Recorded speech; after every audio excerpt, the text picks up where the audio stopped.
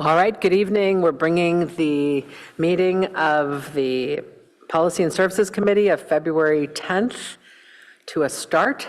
Would the clerk please call the roll? Councilmember Rectal. Here. Vice Mayor Stone. Here. Chair Lithcott-Hames. Here. For the record, all are present. Terrific. All right, we'll begin with public comment, where we invite members of the public to speak only on items not on the agenda. Public comment will be limited to 30 minutes. I'm not sure that's going to be a problem, but who knows who's online. And I'll determine the amount of time once we see the number of speakers. How many speakers do we have, Madam Clerk? We have no request to speak. No request to speak.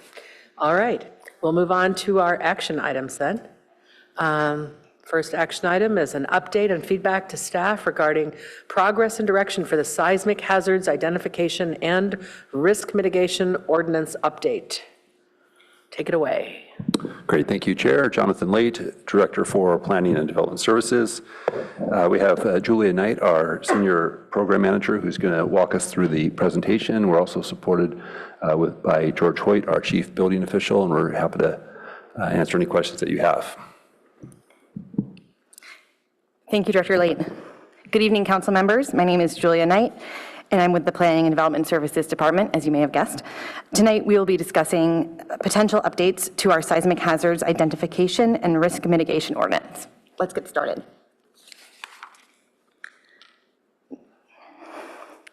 Staff's recommendation to the committee tonight is to review progress and initial recommendations to develop an updated ordinance and to provide feedback to staff. We'll cover the project background and timeline and policy changes and considerations. While tonight's presentation will be relatively brief, please know that we can come back to any slide you may want at any point, in particular the ones with the cute dogs that I snuck in. Next slide. Cute dog? There's a cute dog. Excellent. Yep. I told John that I was going to keep it to 8 minutes, but I had to cut down my one-liners, so sorry. All right. I think you're off to a great start. Thank you. I appreciate it. Next slide, please. The existing ordinance, which was adopted in 1986, is now out of date. With mandatory seismic evaluation requirements, but voluntary retrofit requirements, it is focused more on identifying than mitigating seismic hazards. Still, over the years, it has resulted in 67 of 89 identified buildings in 3 different vulnerable building categories being retrofit or demolished. An ordinance update now offers us the opportunity to build on this past positive impact. Next slide, please. The existing ordinance was ahead of its time when it was adopted. However, after the 2014 Napa Valley earthquake, Council felt it was time to update the ordinance. The city hired consultants and put together an advisory group that shared recommended updates with the Policy and Services Committee in 2017. In the years that followed, the project was deprioritized to address other critical city initiatives, including the city's response to the pandemic. With Policy and Services support, staff renewed this important effort last year. Next slide, please.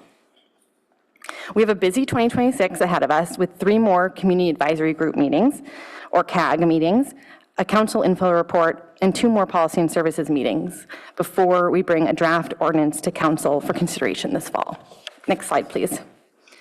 Here's a quick summary of the topics we'll be diving into next with the CAG this winter and spring.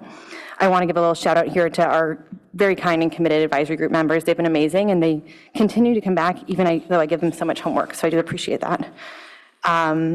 Next slide, please. Thank you. The draft ordinance is expected to include several key policy changes. Next slide, please.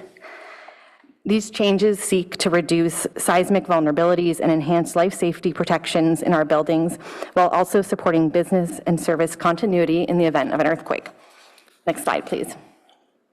To align with current best practices, the ordinance could make minor amendments to existing building categories, regulate retrofit requirements for additional vulnerable building categories, introduce mandatory retrofit requirements and strict compliance deadlines, incorporate modern seismic retrofit standards and procedures, and provide a wider variety of policy and/or other incentives.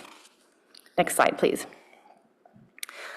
An overview of the ordinance implementation process highlights many of the key policy decisions the city will have to make. First, the city will need to decide what vulnerable building categories to regulate through the ordinance. which may include setting building age or size thresholds. Then the city will need to create a screening process with a clear deadline to confirm which individual buildings are subject to the ordinance.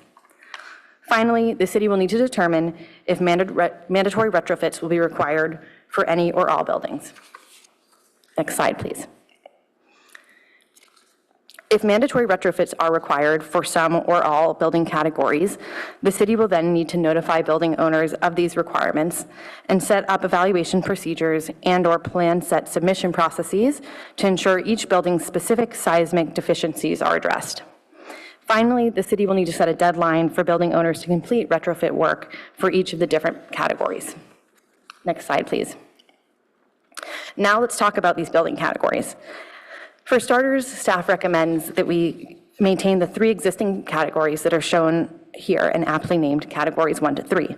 Staff also recommends expanding the first category, which is unreinforced masonry buildings, URMs for short, to include buildings of all sizes and occupancy levels. Next slide, please. The city may also wish to expand the program to 4 additional vulnerable building categories shown here. Buildings in categories 4, 5, 6, and 7, as shown here, would all be at risk of partial or total collapse in the event of a major earthquake and are therefore considered priorities for life safety and business and service continuity planning. Next slide, please. For those of you that are visual learners like me, there we go. Here are some visual references for each of the existing and additional vulnerable building categories we're considering. Next slide, please. Staff, the consultant team, and the community advisory group support mandatory retrofit requirements with short, medium, and long-term compliance deadlines for categories 1 to 3, category 4, and category 6, respectively. Retrofit requirement discussions for categories 5 and 7 are ongoing. Next slide, please. All retrofit work will need to be done to meet modern building standards. These standards are designed to strengthen structures, therefore reducing risk of building collapse and saving lives in the event of a major earthquake. Next slide, please. Staff and the consultant team and advisory group are also in support of offering a package of incentives, such as those listed here, to encourage timely ordinance compliance and reduce property owner costs. I wasn't able to fit, some of the fun incentive there, but I think this is a good start. We'd now like to note a few additional policy considerations. Next slide, please. Thank you. First, staff are evaluating how Assembly Bill 130, AB 130, might affect this ordinance update effort. Staff from the City Attorney's Office are here tonight to answer any of the questions you may have on this topic. Next slide, please. Second, because future retrofit work may impact residential and/or non-residential tenants, the city may want to consider developing tenant resources or support systems as part of the ordinance's implementation over time. Next slide, please. Third, the city may consider different ways of communicating potential building safety risks to the public. Next slide, please. And fourth, staff, the consultant team, and many of the members of the community advisory group recommend exempting 1 and 2 unit residential buildings from the ordinance's requirements. Next slide, please. In conclusion, policy and services may provide feedback on any of the content covered in today's presentation or in the staff report, including these examples here: building categories to be regulated, proposed mandatory and voluntary retrofit requirements, city incentives to minimize costs for property owners, and residential exemptions for buildings with 3 or fewer units. Next slide, please. I am, in fact, not a seismic specialist, as you probably guessed, but I do have several of them here with me today. So I just wanted to reintroduce George Hoyt, our chief building official, and we also have our assistant building official, David Chung, here, and our very knowledgeable consultant, Brett Luzandia, as well. So they'll be happy to offer any kind of, technical advice you may seek. Next slide, please. With that, we've concluded our presentation, and we're happy to invite any feedback you may have. Thank you. Thank you, Ms. Knight. I think I missed the dog. Could we flip back to that slide? Slide 3. Slide 3, very subtle. Would you mind, Madam Clerk? I missed it. Right here. There it is. I just saw it. Okay. Oh, I saw it. There are 2 dogs. Glad I asked. Okay. Thank you. Thank you for your presentation. And colleagues, questions for staff?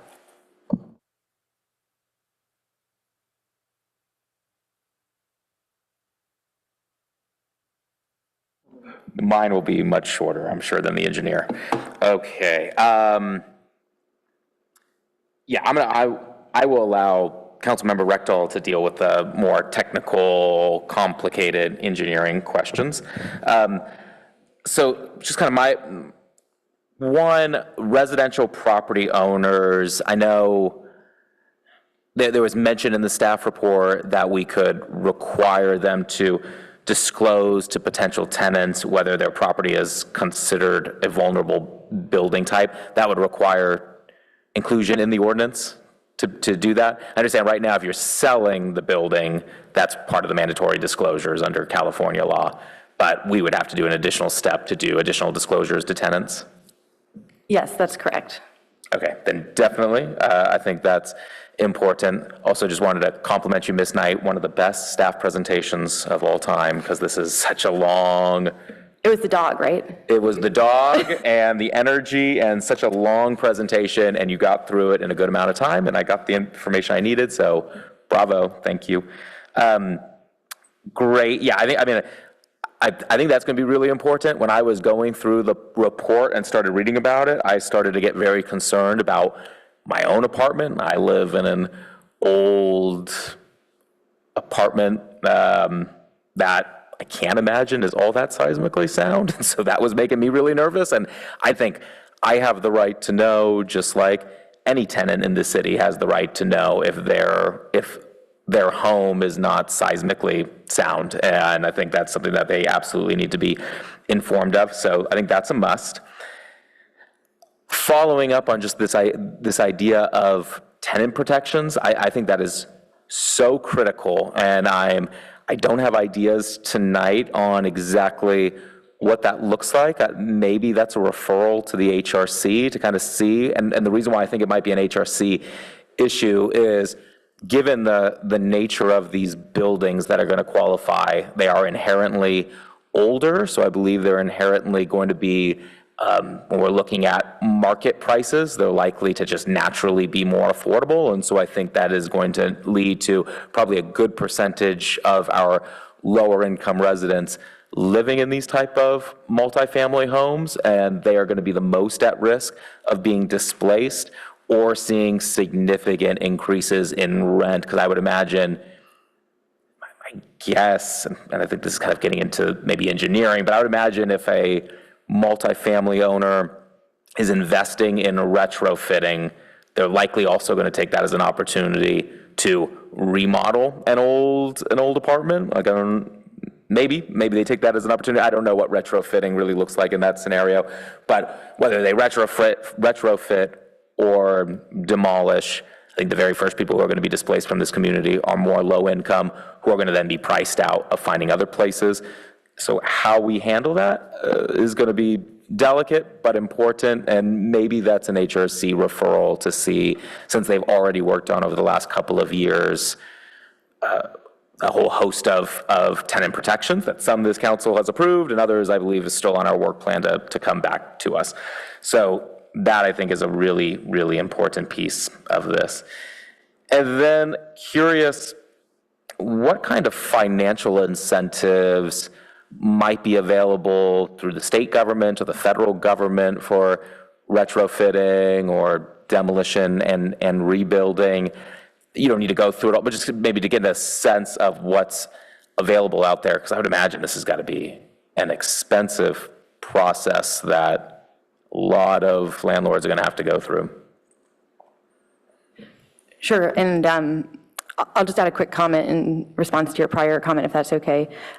Just to say that there's a little bit of what I perceive as good news in that a lot of the buildings that have residential use are those tuck-under buildings where the parking is below, and those can often be retrofit for a relatively affordable price and without displacing tenants. So that is one good piece of news. That is good news. We absolutely need to look seriously at all the situations, and your note is taken here, but I just didn't want to give you some peace of mind that one of the major building categories, other cities have been able to address it without significant displacement issues.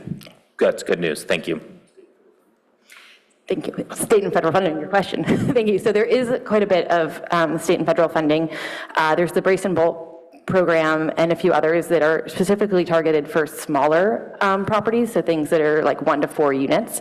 And then there are a number of programs to help local banks work with, like lenders learn how to use the different programs as well.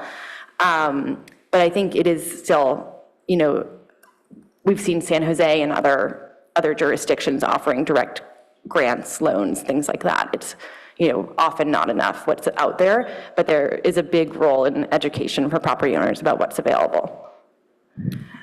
Okay. And maybe actually, maybe I'll call on Brett if that's okay from. That's fine. He might be a little, do you want to provide an overview of some of the specific programs? I don't know if you want to get into that, but we also have one of our like reference reports that goes into the different state and federal programs. Sure. Yeah, if it's brief. Otherwise, I know this is a long process. This is coming back with several touch points to policy and services. So it seems like this is kind of a first opportunity to be able to just get some questions answered and provide some initial feedback. So yeah, thank you. Sure.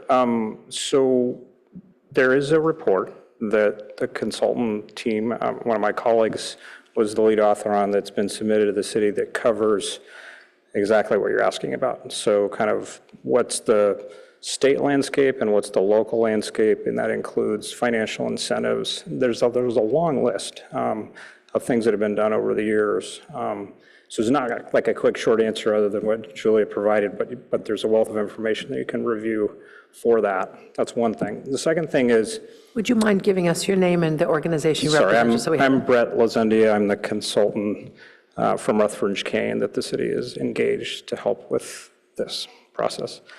The other thing that's coming up is with our advisory group team, we're going to be focusing on exactly what you're asking about kind of next. So we've been beginning with what kind of buildings should be considered, how many of them are there, whether those should be voluntary or mandatory. And now as we move forward, we're going to be focusing more on what kinds of incentives, disclosure measures, and other things are of interest to that group. What they've told us so far is they're quite interested in that, and that's a compelling argument for getting retrofit done, is to encourage that and to do more of it than the city's already doing. So we've already heard that message pretty loud and clear. I appreciate that. I'm interested to see how these programs get developed, and I guess what are the standards for which maybe the city then provides that financial support, and I can see different kind of maybe tiers or qualifications to be able to, for a landlord to qualify for that financial support. So curious seeing that move forward, but I'm worried because these seems like some significant costs. I'm also worried about and scratching my head over AB, what's the number? 130. Yeah, AB 130. That's really troubling that the state is going to restrict our ability to apply new building standards to residential.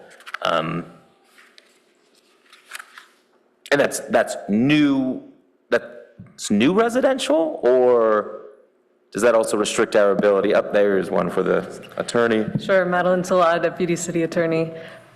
So it's not just for new residential, it's new building standards that apply to residential units.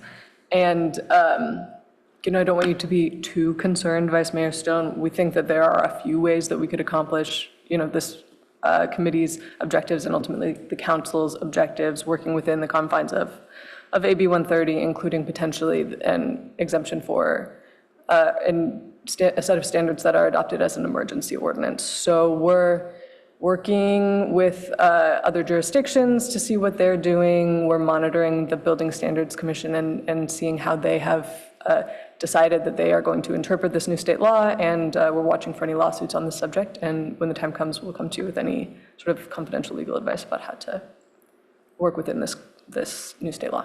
Perfect, thank you. And I imagine we could work with our lobbyists as well if that law needs to be amended in any way. I mean, I can see what the state was trying to do is try to prevent cities from throwing up additional roadblocks to housing, but as they, I think, all too frequently do, created a bunch of other unintended consequences, and I can't imagine that they would want to make it harder on us to be able to make our dwellings safer for people.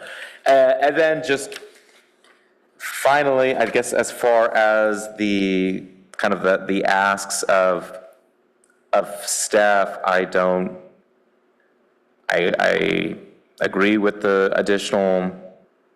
recommendations on the additional categories.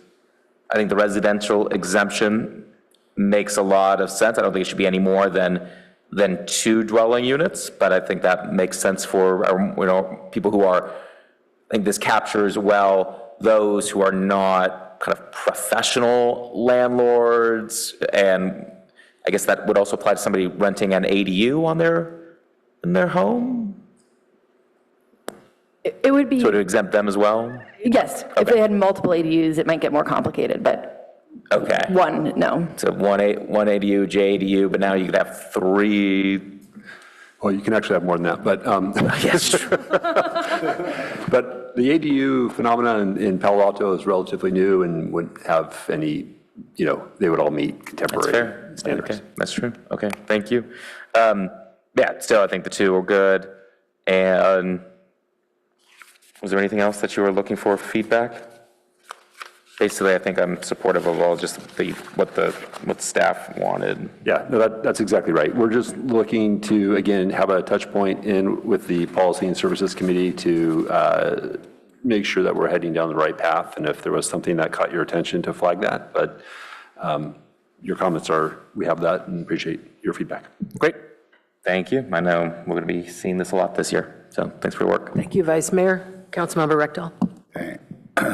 Yeah, I was also worried about AB 130, but if we can at least have emergency ordinance. And we should have pretty good building codes today, so it's not like we're in the dark ages here. On packet page 22, it lists the subject matter experts. And I notice there's no insurance companies. We do have the California Earthquake Authority. Are they kind of the insurance spokesman in that group? Yes, that's correct. Okay, because insurance is a good way of enforcing rules that we don't want to enforce, like wildfire, right? The insurers are the bad guys, and they're doing the dirty work.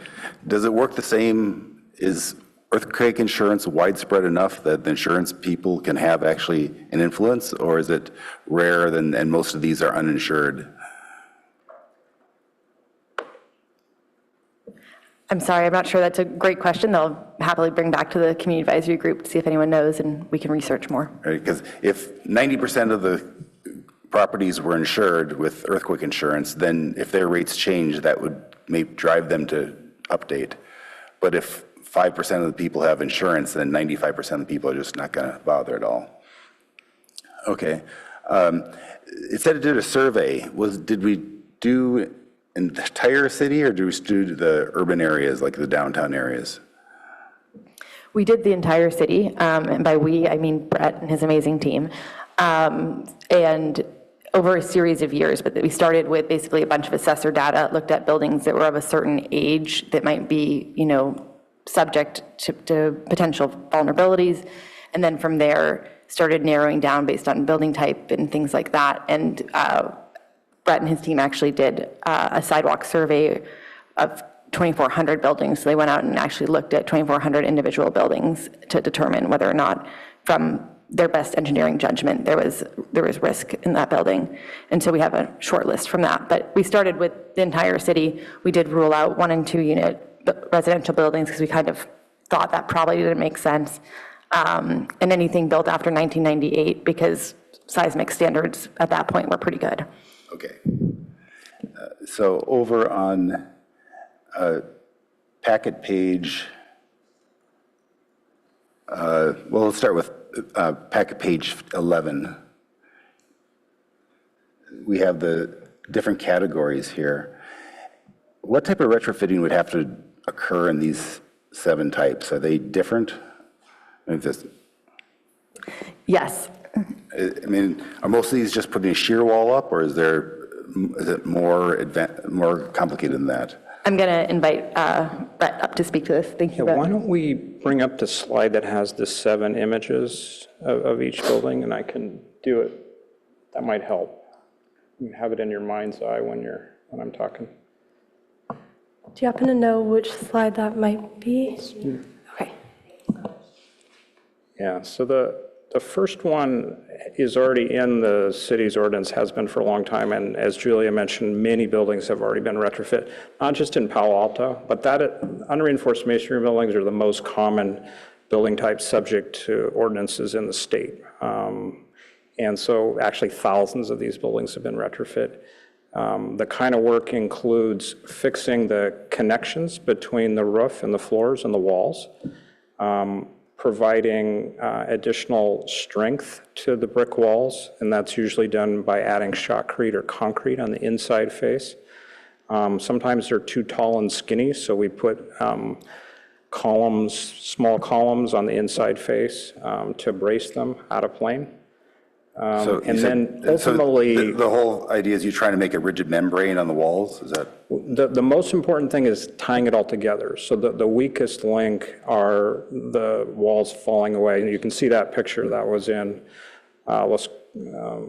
Santa Cruz in the 1989 earthquake, where that wall was not well tied to its roof and fell down on the neighboring building through its roof and obviously caused a lot of damage.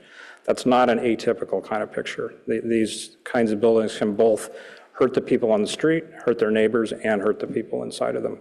So the amount of work that you have to do is pretty comprehensive. You know, this is not a small surgical thing, as opposed to, for example, the one on the far right, number 4, weak story wood frame buildings. Those are the tuck under apartment buildings that Julia was alluding to. So that is after the Northridge earthquake when that parking level collapsed. It didn't have enough strength. So what we're doing there to prevent what you're seeing on there is we're adding typically a steel moment frame, a couple of steel columns, a beam that fits behind the pipe columns in between the parking spaces and then gets connected to the second floor. Typically the work above is minimal. There's some noise, there's some disruption, there may be some intrusion temporarily into those spaces, but usually it's an impact to the parking. So of all the things you're seeing there, that's probably the least invasive and the least expensive. The category 2 and 3, those are in the city's ordinance. They are unusual in the scheme of how things have unfolded over time in the state. They're based on time and also size. So an older one that's over a certain number of occupants, and then even newer ones. And they vary all over the map in the kind of sizes and shapes and structural systems. So it really kind of depends on what they are. You can see there's, a wood frame building on the one hand and a tall concrete building on the other. So it could involve any number of things depending on the type. Number 5, those kind of the poster child for that traditionally has been a tilt-up building. So kind of a 1-story Home Depot, Walmart, Trader Joe's warehouse building, where the real vulnerability is the wall to the roof. And we've seen that repeatedly in earthquakes where, as an example here, that wall fell to the ground. That can propagate backwards and cause, a broader level of collapse. So the fix there is making that connection stronger and stiffer first, and then dragging those loads back into the roof diaphragm. So we kind of learned our lesson. Did the wall buckle, or did the wall just fall over? Can you say it again? Did the wall buckle, or did the wall just fall over? They typically just fall as a rigid body outward. Occasionally, there's interior damage where the pieces of the roof aren't well tied together and they pull away from one another. You don't usually see it when you're walking around on the street, but there's aerial photographs, say, of the 1994 Northridge earthquake, where you could see internal bays of partial roof collapses. So what we've learned kind of the hard way as retrofit standards have evolved. We saw a lot of this in the 1973 San Fernando earthquake.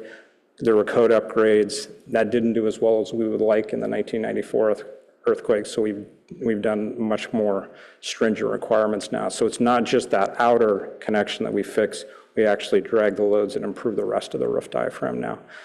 What's evolved over time is those kinds of buildings, particularly in South Palo Alto, there's a lot of office parks where there are precast concrete walls that were tilted up, but they're multi-story buildings. And yeah, 2-3-story buildings. So they have this same weak connection at the floors and the roof that the one-story building has. And it's the same fix, is making sure that connection is improved. Non-ductile concrete has a lot of different flavors. That's a famous hospital that collapsed. It could be a smaller building, it could be an office construction.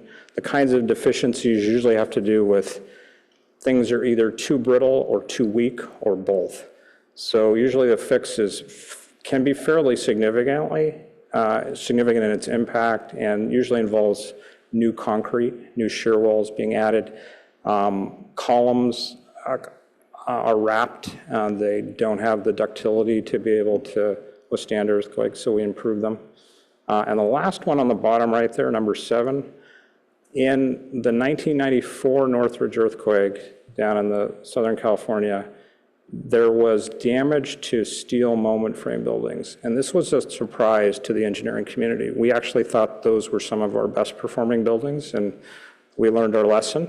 And a fairly gigantic federally funded research program was put forth to figure out what happened, how we can do better. And so codes have changed significantly, both in how we design them, how we inspect them, how we build them.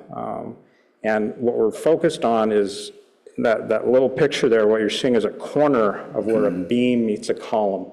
And it was that connection that was too brittle and was breaking prematurely. None of those buildings collapsed, but some came close. And the earthquake wasn't as big as our design standards are for what we designed for. So we're worried that in sort of the design level event that they could. So the fix involves improving that. Can you just augment that joint, or do you have to actually take it out and rebuild it? Yeah, great question. So there's several different kind of strategies that people use. They're all wrapped in asbestos fireproofing typically because of the vintage. So that's a test in a lab where there's just paint on there so you can see the cracks. But in real life, we're going up above the ceilings, taking out the asbestos, and a variety of strategies of adding plates and haunches and re-welding things, or adding braces if there's the ability in your building to add braces in lieu of just fixing the connections. Sometimes braces plus dampers. So we've retrofitted a number of these buildings in different ways. It really depends on kind of the hand you're dealt with and whether the owner wants to renovate and maybe change the way occupancy is going at the same time. So how expensive are these? I mean, would most people just knock down the building and build a brand new building, or is the retrofit small enough that they could get by with just? It varies. I think, none of, kind of the lowest expense would be the wood frame apartment buildings, number 4 there, and then some of the most expensive ones would be potentially the unreinforced masonry and the non-ductile concrete. One of the effects that we've seen over the years is that there's a economy of scale, so to speak. So a small footprint, like an unreinforced masonry building, they're typically not really big buildings, but they have a perimeter around all 4 sides, and then they have a second floor on all 4 sides. So you're fixing a lot of stuff in a small footprint, and it's pretty invasive to begin with, so they have a big cost per square foot value. Whereas, number 4, much less so, could be a gigantic, multifamily residential building that doesn't need more than a handful of moment frames on the first story. So it really kind of depends. In my experience, haven't recently seen a lot of demolitions, but we know from Palo Alto's experience in the buildings that were identified when the original ordinance was tagged with about 89, that quite a number of those were demoed.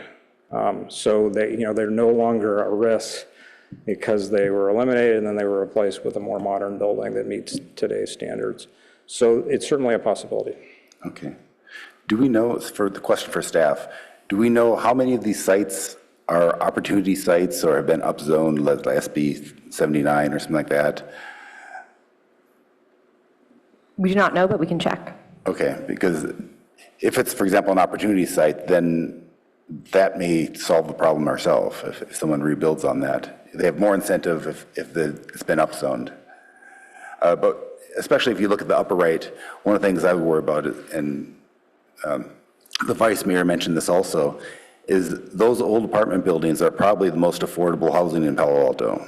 And if we get really aggressive and try and protect their safety, we may get them kicked out of their house, and now a fancy new apartment with granite countertops is going to come in, and they're not going to be able to afford that.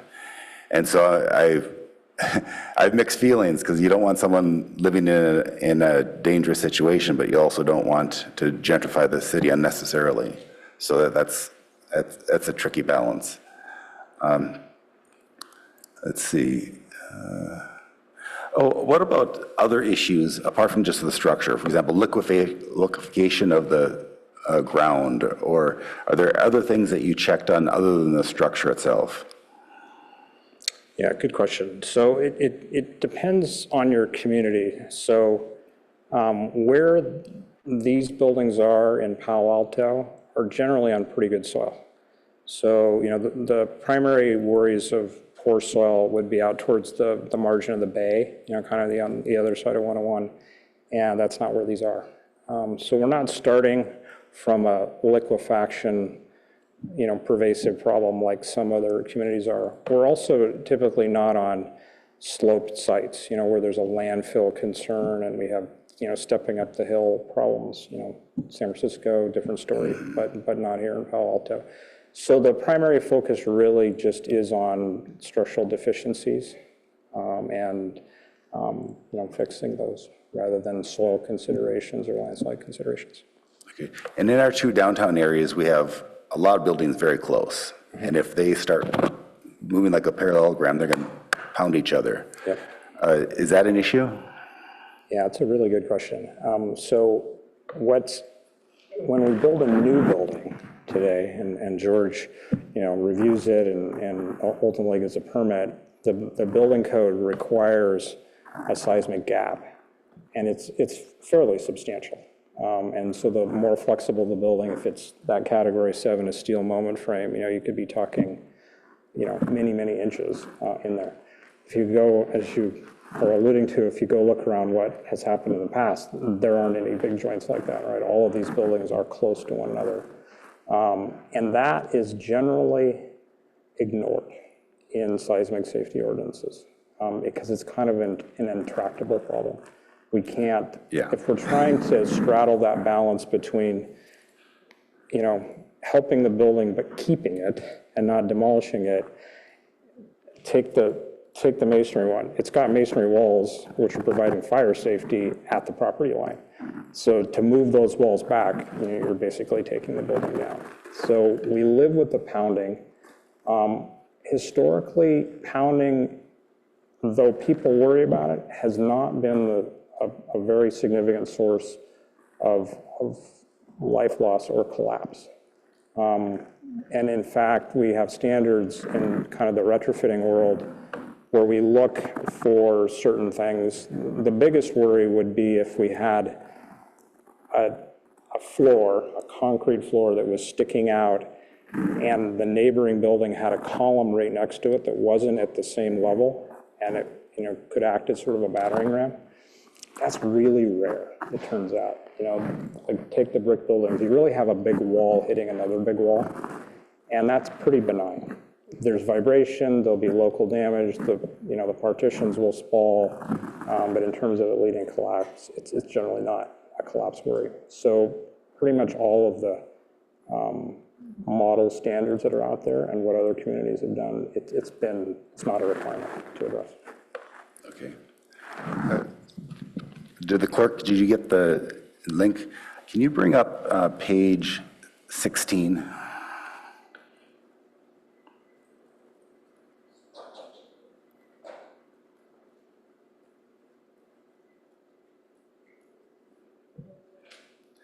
And so this brings it into, and so in this category, categories 5 and 7 are voluntary, but yet we still have, quite a few.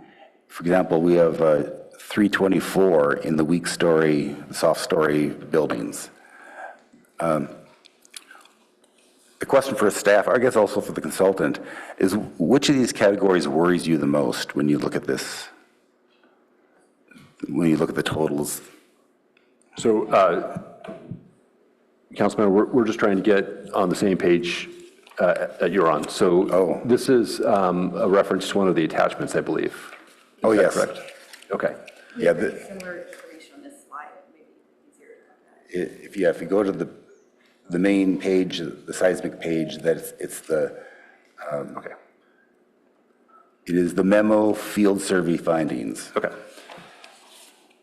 And so, again, I think this is probably a question that we'd like our consultant to respond to. I mean, we're concerned about all of the buildings that are in the category, which is why we're presenting them to you for consideration for retrofit. But in terms of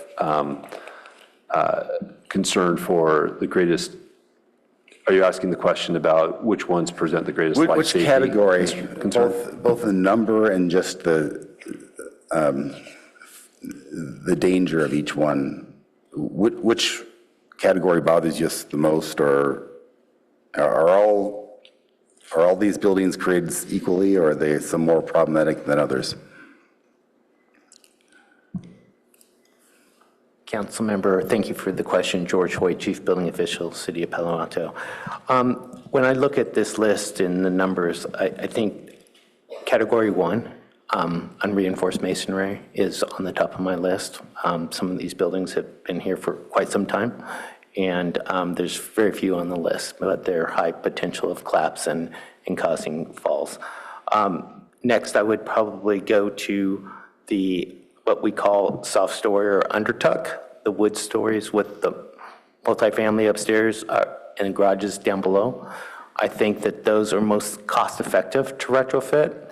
And the last thing we want to do is pancake a building and have somebody crushed in those situations.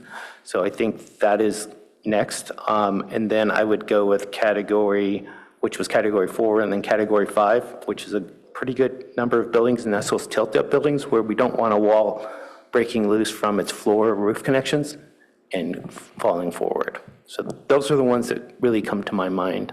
I'll invite Brett to chime in as well. Yeah, I agree with George's list, and I would add one more. So the non-ductile concrete buildings in Category 6 are a challenging building type because they're really diverse and varied. We know that older concrete buildings, some of them have done very poorly, both in the United States and all over the world in earthquakes, but others have done really well.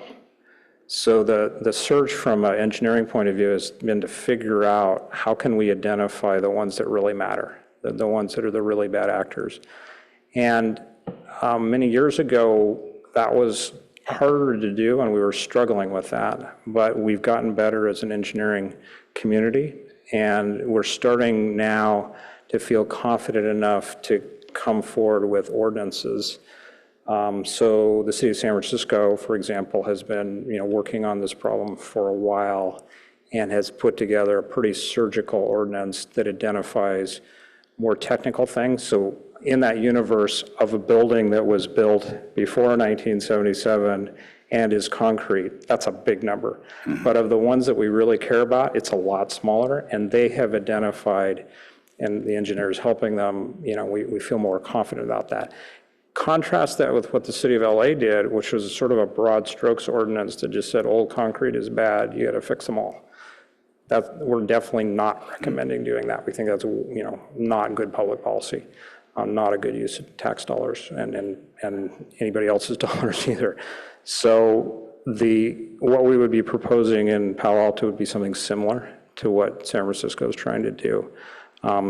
Because of the brittle nature of those really bad actors and the possibility of partial to total collapse in those, I would put the bad ones in category 6 on the list as well. The other ones, the steel moment frames, would probably be at the lowest end. Sort of they're enough of a worry that we put them in the group, but they're at the least worrisome end of that group. And I agree with George, probably the URM buildings are at the top of the list in the most worrisome category. So right now, categories 5 and 7 are voluntary. So just wanted to chime in on that. Okay, go ahead. Yeah, so there isn't a draft ordinance yet, so nothing has been set one way or the other. We took a quick hand-raised poll of the community advisory group meeting, at the last community advisory group meeting, to gauge what kind of appetite there was for mandatory versus voluntary, just among that group for these different categories. And the community advisory group, their initial reaction was that they thought those two categories might make sense to consider voluntary. We're still having that discussion. We haven't determined anything. Okay. The other categories, staff, the community advisory group, and our consultant are all pretty aligned that mandatory makes sense. Of course, we aren't the decision makers in the room, that is you guys. So, any of these categories could be mandatory or voluntary. Nothing's been determined. Okay, thank you. I appreciate that, because some of these sounds like they're concerning and they'd be voluntary, so that's something we need to flesh out. Okay, I'm almost done, sorry. I have 2 more tables to bring up here. So Nicole, can you bring up on page 9 of that same document, table 5.1? And so when I look at this, there's a lot of commercial, some industrial. That doesn't worry me, that they usually have enough cash flow to fix it if it's dangerous. But what bothers me is there's a lot of small, medium residential, and I'd be afraid that that might be owned by a mom and pop that won't be eager to upgrade, particularly if it's voluntary. What do you think about, I'm sorry, the consultants, what's your name? It's Brett. Brett, what do you think about particularly the 3 to 4, and even, we have, some of these are very large. If you look at the number of building areas, it's over 1 million square feet in the city. What's the relative danger of those multi-unit residential buildings? Yeah, so let me give you a couple of other things too. You're focused on table 5.1, so notice the bottom row, that's the 2,420 buildings that Julia mentioned that we looked at. So these are all the ones that we looked at. These aren't the ones that are in the categories 7, okay? So if you go farther in the report, the very last table kind of helps a little bit with your question, table 5.8.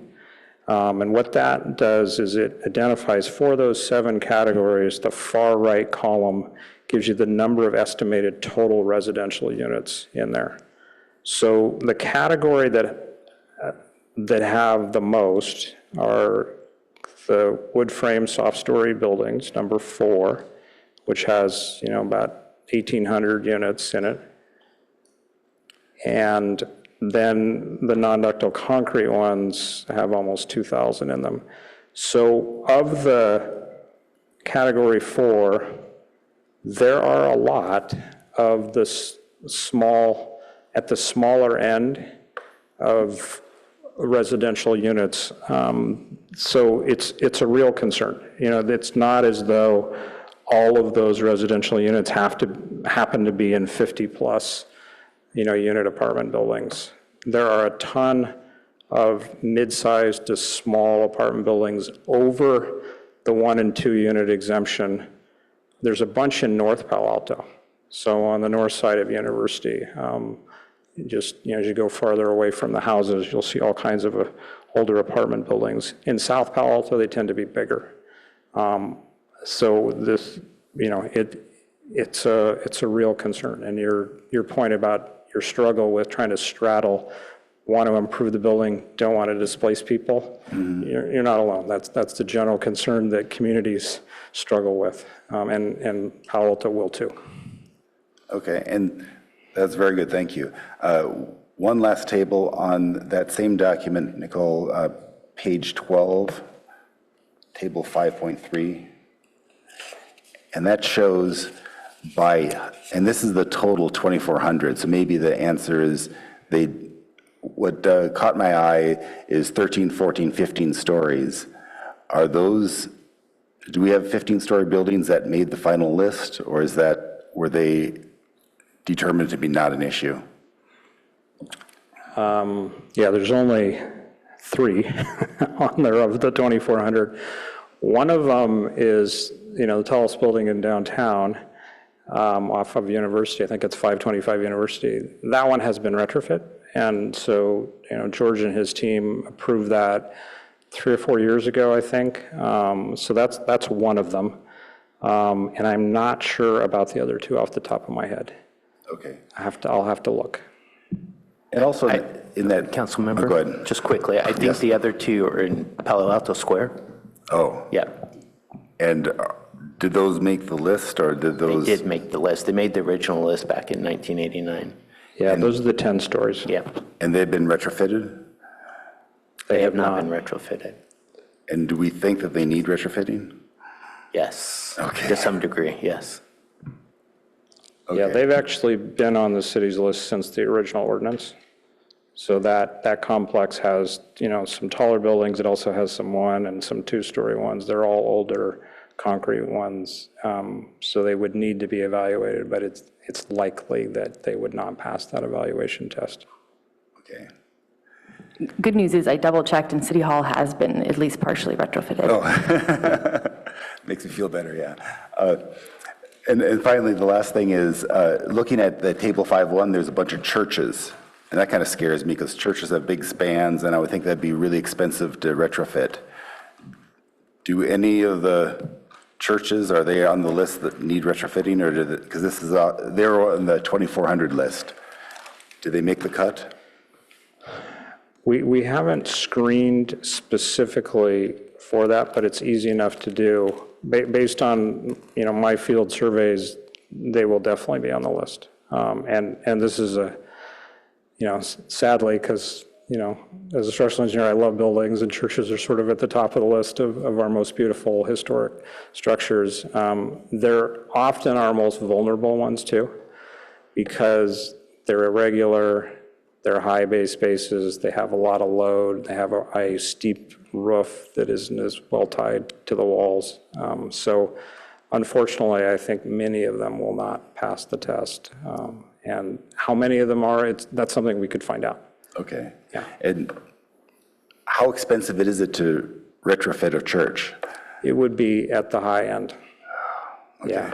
Yeah, it would be one of the highest, actually. There are also, many of them will be historic. There's some of our most beautiful buildings, some of the older ones in particular. So what we haven't really mentioned today, it was in one of Julia's slides, but the state of California has the California Historic Building Code. And so when a building is historic, it is permitted to take advantage of that, and that gives more flexibility, more leeway.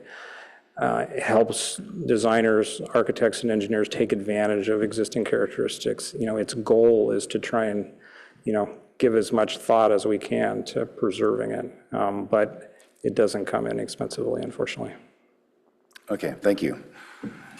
Thank you, Councilmember Rectal. Show of hands, who was here for Loma Prieta, October 17th, 1989?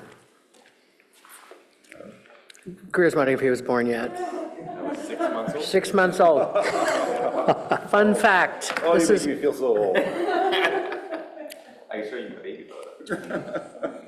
Fun fact. 10 months earlier, a dorm of over 300 undergraduates at Stanford was inspected over the winter holidays. It was a dorm called Robley. which was built in 1918. The engineers were going around and doing building inspections while the students were home. And Robley Hall was determined to be made of unreinforced masonry and therefore seismically unsafe. The university mobilized in the winter holiday of 88-89 to write letters, remember? Before the internet, before cell phones, they wrote letters to 300 students saying, your dorm has been deemed unsafe. You will be relocated to a different dorm upon your return to the university in January. I happen to be on dorm staff in a different dorm. I was in a dorm that was asked to acquire 12 of what they called Robley refugees. They turned across campus, they turned small libraries within dorms, small lounges, and even broom closets into rooms to absorb these 300 students. And it worked. It was really a feat of operations and staff ingenuity. And 10 months later, October 17th, 1989, we were hit with a 6.9 earthquake. And everybody agrees that Robley would have collapsed. And it was at 5 p.m. on a Tuesday. So everyone would have been back at the dorm, getting ready for dinner.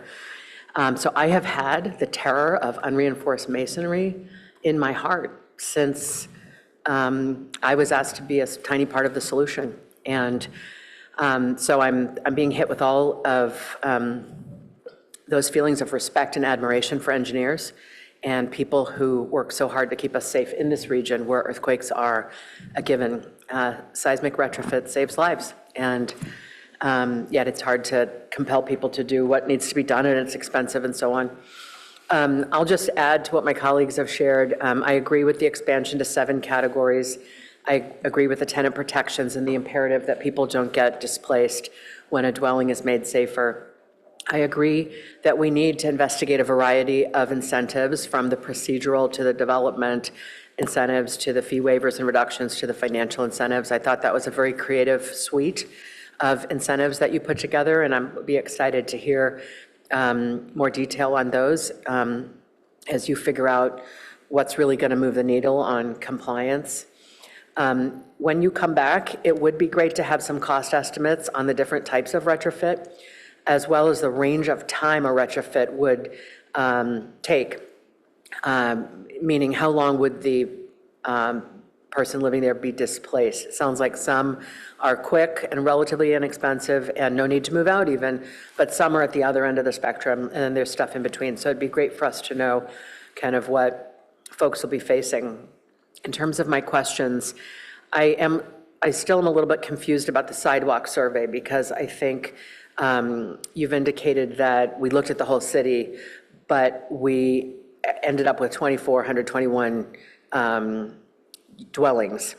And so I'm wondering, is that number literally, how many, is the 2,421 a sample of what, a prediction of the percentage of dwellings that will need to be retrofit, or is that somehow an accurate number? So that is properties, buildings, so some of them have many dwellings. Sure, just sorry. to Yeah. No, just just to avoid confusion.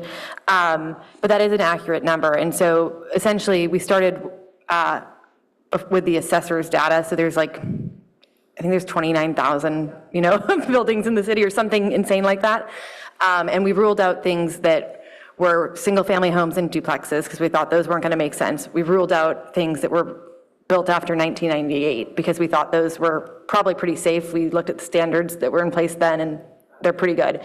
And so that already gets you pretty close to that 2,400 number. And then the sidewalk survey got us down to the 1,200 number.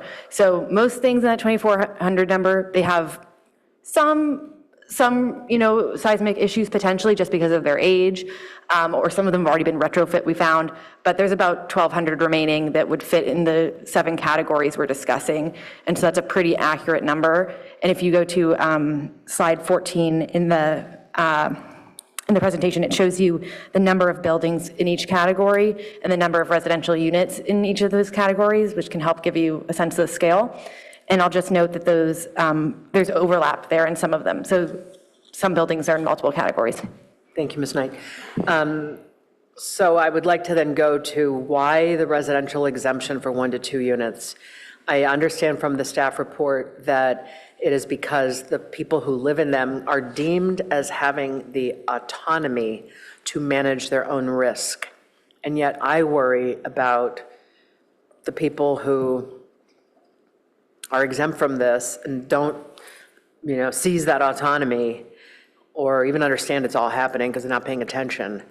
We're talking about single-family homes, old single-family homes that may be unsafe. And it does feel that we have an obligation to really make everybody aware. I'm struggling with the exemptions for 1 to 2 and just wonder if we could learn a little bit more about that.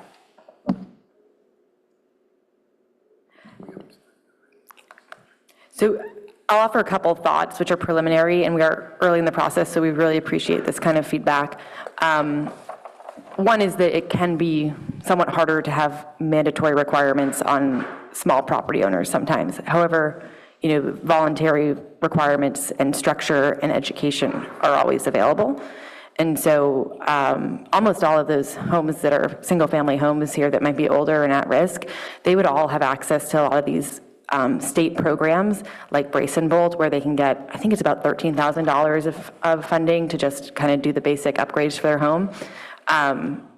I live in San Francisco. My husband and I did something similar. We didn't go through the state, but it was a few $1,000s, and it made us feel better when we moved into our house. But I think the idea is that it's probably more, my thinking is it's probably more about education and letting those groups know about the kind of resources that are already available to them, as opposed to putting a regulation on them when it's such a small property. I get that, and I guess I would appreciate kind of, this is what needs to happen, this is important, blah, blah, blah, asterisk, 1 to 2 units, not mandatory, but like approach the city with the mindset that we need to get our seismic house in order, And I wouldn't want anyone to think, oh, phew, I'm off the hook for that. I want them to think, I better look into that too, even though they're not making me. That's just my thought. I appreciate that there's this complication, and here I'm turning to Brett. I didn't catch your last name. Lasundia? Lasundia. That's why I didn't catch it. It's complicated like mine. Mr. Lasundia, you've got, in terms of the standards you're asking the city to adopt, that chart showed ASCE 41 to 23 as the primary retrofit standard for most categories. We have 7 categories, and some of them came saying, ASCE 4123, some of them came with or this or that. I don't do this for a living, but it seems to me that one standard applicable to all would be the cleanest and most efficient. So I just wonder why, is there any merit to considering, are some of these alternate standards somehow better for these categories than the ASCE 4123? And is that why they're listed as alternatives? Mr. Hoyt's getting the nod, I think. I'll take it, yeah. That's a very perceptive question. So let me just step back one thing. It's a small world. So my firm retrofitted Robley many years ago, and we did phase 1 as part of the emergency work, and then a number of years later, we sort of finished the job, and that was me. Well done. That finished that. So Well it's one done, of our sir. Seriously. success stories. Yeah. Right on. Thank you. And I was, like you, an RA at Stanford, so I was the What dorm? twin. Branner. Right next door. Yeah. So anyway, in terms of why the sort of jargon and gobbledygook of all of these different standards, so what's evolved over time is that there is a national consensus standard for evaluating and retrofitting buildings. It is ASC 41. It gets updated periodically. The most recent update was in 2023. But on the other hand, there's sort of a parallel world of standards that is in the California existing building code and its predecessors. And those are focused standards that target specific vulnerable building types.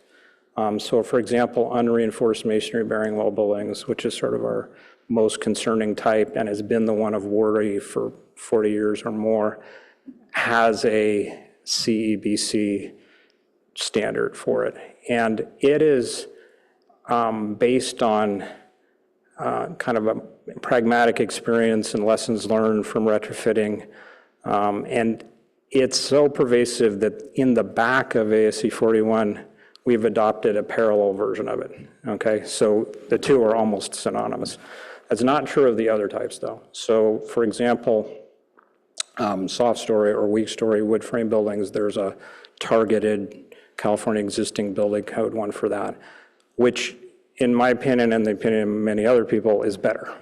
It's really more pragmatic, more thoughtful, more focused.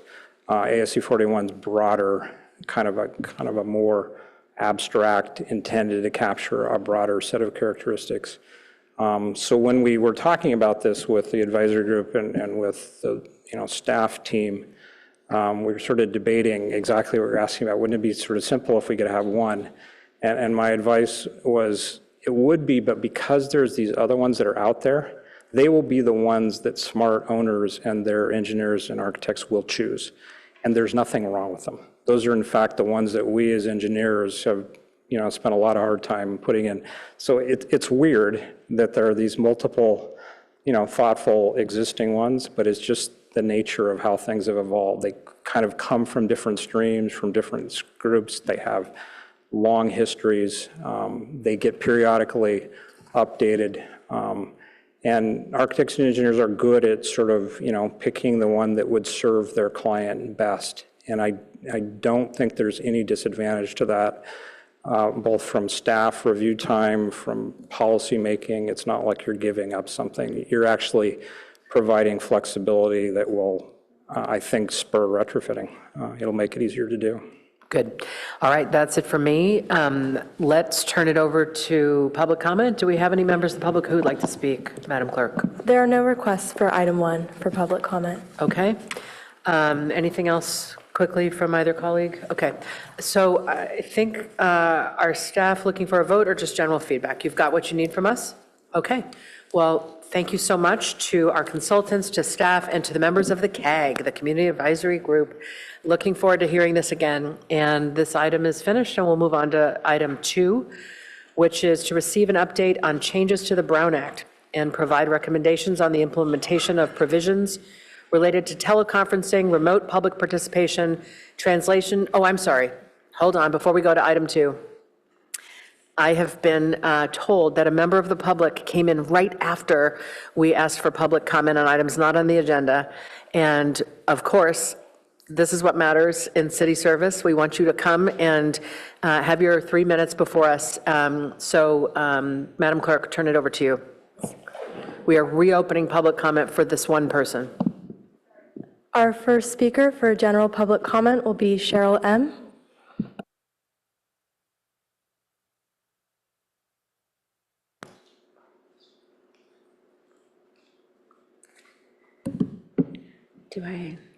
Okay, hi there.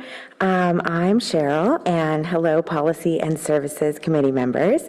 I just wanted to introduce myself since there are new members to the committee, so hello.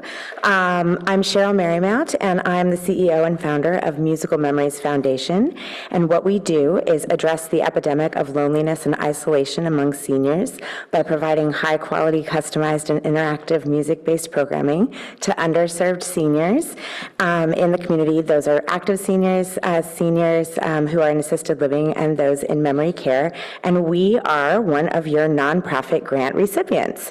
So we are one of the startups in the group, and we received our funding in late December, so we're just getting started, and so I just love to stay engaged and also keep you all informed of our progress in serving the Palo Alto older adult community. Although, just for the record, I prefer the term experienced adults to older adults. We have established our partnership with La Comida, so that's been really exciting for us. We've delivered 2 of our programs to rave reviews, so we're very happy about that. And we already have programming scheduled in March. I wanted to just indicate that we also have now a partnership with Avenidas, and we will be part of their open house on March 14th. So we'll be doing a demo of our cardio drumming workshop, which also was everyone was really excited about us bringing this to the community. community. And we'll be actually running that program on March 27th at 10:30 a.m. So that's open to seniors in the community. And I'm also speaking to Channing House and a bunch of other organizations, but it's been a real pleasure to serve the community. And I just wanted to say hello and give you a little update about that. And of course, I understand that nonprofits are not on the agenda tonight. So I will be coming back in March to tell you more about our progress. So thank you so much. Thank you very much. And now we'll return to our action items. We're on action item 2. Receive an update on changes to the Brown Act and provide recommendations on the implementation of provisions related to teleconferencing, remote public participation, translation and interpretation assistance, and expanded outreach. Good evening. Mahalania Yen, City Clerk. So tonight's item provides an update on recent changes to the Brown Act under Senate Bill 707, which modernizes public meetings and expands public access. I'm also joined here tonight with Christine Pryor, Assistant City Clerk, and Deputy City Attorney Jen Fine. And tonight we are here specifically to seek Policy and Services Committee's feedback on direction on how the city should implement certain provisions. The committee's recommendations will return to the City Council as an action item later this spring. Next slide.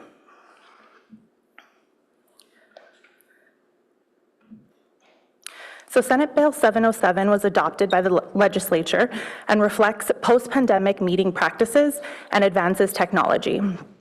Some provisions became effective January 1st of this year, while others take effect July 1st, 2026, also this year, allowing time for implementation planning. Many requirements already align with Palo Alto's existing practices, which are summarized in Attachment B. Tonight's focus is on areas requiring policy direction on formal council action. So staff is seeking committee input on a few different areas, specifically on 5 key areas. Expanded alternative teleconferencing for boards, commissions, and committees, also known as our BCCs. Remote public access and public comment at city council meetings. Adoption of a remote public access disruption policy.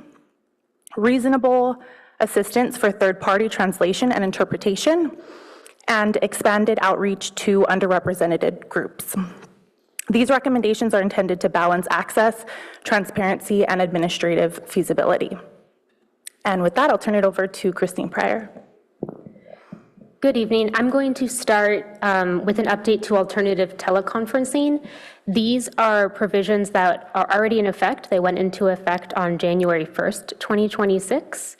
So first, to define alternative teleconferencing, it is a form of remote participation that does not require a member to publish their location on an agenda or to make that location open to the public. You might recognize this as AB 2449 or just cause or emergency circumstances teleconferencing. SB 707 builds on existing alternative teleconferencing rules and makes a few minor changes. 707 extends the expiration date for these provisions to 2030. It consolidates emergency circumstances into just cause, and it adds certain military obligations to just cause provisions. It requires that the meeting minutes include the provision used by the remote attendee, and it updates the annual limit of just cause uses based on the regular meeting frequency. The Brown Act limits and the Palo Alto limits per the Procedures and Protocol Handbook for City Council and the standing committees are displayed in this table. And you'll note that for finance, the internal limit is 3, which is one of the actions the City Council took last night. So changes to reflect the new alternative teleconferencing rules were incorporated into the Council's P&P handbook, which was adopted last night. So this slide is just informational. There's no action required. Next slide, please. So now we will discuss expanded alternative teleconferencing, which is a new option introduced by SB 707 that allows a city council to authorize expanded alternative teleconferencing for BCCs. This would allow commissioners to attend fully remotely without needing just cause, and a quorum is not needed to meet in person. The city council would first have to authorize a board and commission to use expanded alternative teleconferencing, and the BCC would also have to act to accept using expanded alternative teleconferencing. And every 6 months, the city council would need to reauthorize the board and commission if it wanted to use this form of virtual participation. If the council did authorize expanded alternative teleconferencing, there would still be a staffed physical meeting location. A member of city staff would be required to have a physical place available for members of the public to give public comment in person if they wished. The commissioners would have to attend using their cameras and audio, and the city would have to publish clear instructions for how to participate remotely or in person. So staff tonight is looking for the committee's recommendations on the possible authorization of boards of expanded alternative teleconferencing for BCCs. Given the complexity of expanded alternative teleconferencing and the different practices from each of the boards and commissions, staff would recommend considering a modest pilot with one board and commission to evaluate impacts before broader implementation if the committee is interested in going down this route. Next slide.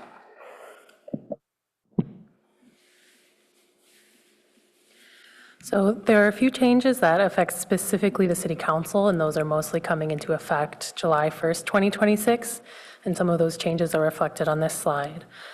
First, the council must offer a remote option, which is currently used and will be Zoom, and allow remote general public comment as opposed to just on agendized items. Secondly, SB 707 requires adoption of a remote public access disruption policy, which we've displayed in this flow chart. But essentially, it says that if Zoom access is disrupted during a city council meeting, the council must recess for at least 1 hour to attempt restoration. The council during this time may meet in an agendized closed session, and if service cannot be restored, council may only reconvene after a roll call finding that public interest in continuing the meeting outweighs public interest in remote access. We prepared a draft policy, and we recommend adoption of that policy, which is attached as attachment A. Next slide. So a little bit on third-party translation. So SB 707 does not require the city to provide translation services, but it does require the city to reasonably assist individuals who use third-party interpretation.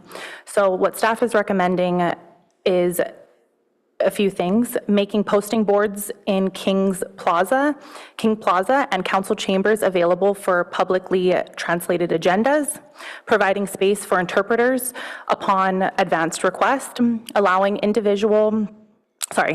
additional public comment time for speakers using interpretation, and allowing use of personal devices and/or loaning city devices upon request. And these requirements apply only to city council meetings, not committee or BCCs. Next slide. Our outreach efforts. So 707 requires reasonable efforts to encourage participation from groups that do not traditionally engage in public meetings. And I really want to elevate how Palo Alto already exceeds the minimum requirements through a few different avenues. We have early agenda publication, multilingual website translation, weekly agenda newsletters, live streaming and cable broadcasts, Wordly real-time translation services, And staff is recommending that we continue these existing practices and also adding in sharing our newsletter, sign-up information with identified community groups, posting QR codes at physical agenda locations, and translating the meeting participation guide into commonly spoken languages. Next slide.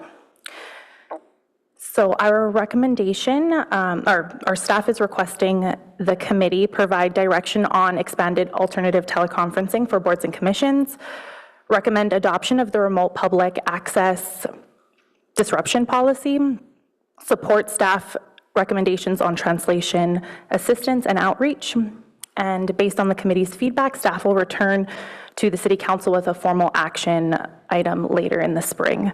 So staff here is happy to answer any questions that the committee may have. Thank you so much, Ms. Ayun, Ms. Pryor, and Ms. Vine. Appreciate you. Appreciate you as well, Ms. Cotton-Gaines. I recommend, how do you colleagues feel about this? There are 5 topics, and I think it would be great to go through one, number 1 on expanded alternative teleconferencing, and see what our collective thoughts are on that. Then go to 2 and 3, which are similar because they're both about remote public participation. Then go to 4 on the access disruption policy, and then the final one on translation, or I just did that wrong, but you see what I'm saying. Do 1, group 2 and 3, do 4, and then go to 5. Rather than each of us running through our thoughts on all 5 at once, is that okay? You all right? All right. So let's do that. We'll hear each of our thoughts on the first proposal, and we'll go to public comment after each one of us has shared, and then we'll see if we have arrived at some kind of consensus on what we want to do with the first proposal, and then we'll move on. Okay? So who wants to go first on 1, which is approve or decline expanded alternative teleconferencing for BCCs?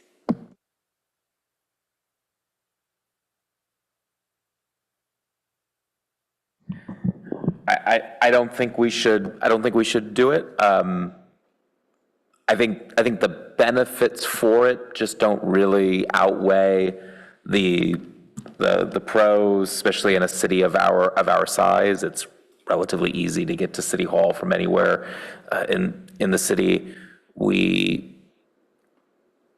And generally, I think the benefits that our meetings get from having a full engagement of commissioners present and being able to interact with each other, it's just something that you don't get if we go fully remote. So I just don't see the benefit enough. And unless in the clerk's office can correct me if I'm wrong, I don't think that is something that we hear frequently from departing commissioners, that the reason why they're not able to continue to do the work is because of having to show up in person.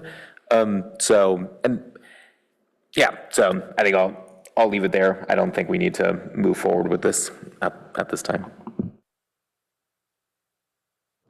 Yeah. I tend to agree. What does staff think? I'll jump in. I think that this is something we have not yet had the chance to really discuss with the staff liaisons for all of the boards and commissions in depth. And so even the recommendation of a pilot program, I think if you were to consider this, we would recommend making sure that there's an opportunity to actually discuss the implications of what that could mean for just the day-to-day, knowing that they are very close to it. So at this time, we are okay with whatever your recommendation is, but we would definitely want more time to evaluate that and see what the impacts would be on the operations.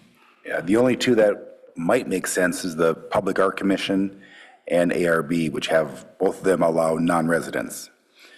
And I don't know what the distribution is, how many residents we have on those, but if they are traveling long distances and we think that it wouldn't impede their commission work, then maybe we would consider that. But I don't see any driving need. So I would say no now, and let's think about this some more and think if there's a good use case for this. Thank you. I think I have a slightly different perspective, but first help me understand, if this doesn't go into effect, the expanded alternative teleconferencing for BCCs, then they cannot take advantage of the just cause. They have to do the noticed, and it, so, no. May I Please. clarify? So expanded alternative teleconferencing is an additional add-on, and you still get alternative teleconferencing. You can still do just cause if you are on a board and commission. Expanded would be, in addition to all the normal just causes, you have this extra option. Does that make, is that a little clearer? So is that they could all be remote? Yes, that is So- the main difference. I Is see. if you Okay. have it, you could conceivably have all the commissioners be remote, and you would have just staff at a physical location. Got it. So they still, if they're sick, like I was a few weeks ago when we had our retreat, they can, if they're sick, they couldn't give notice, they can still participate if they choose to.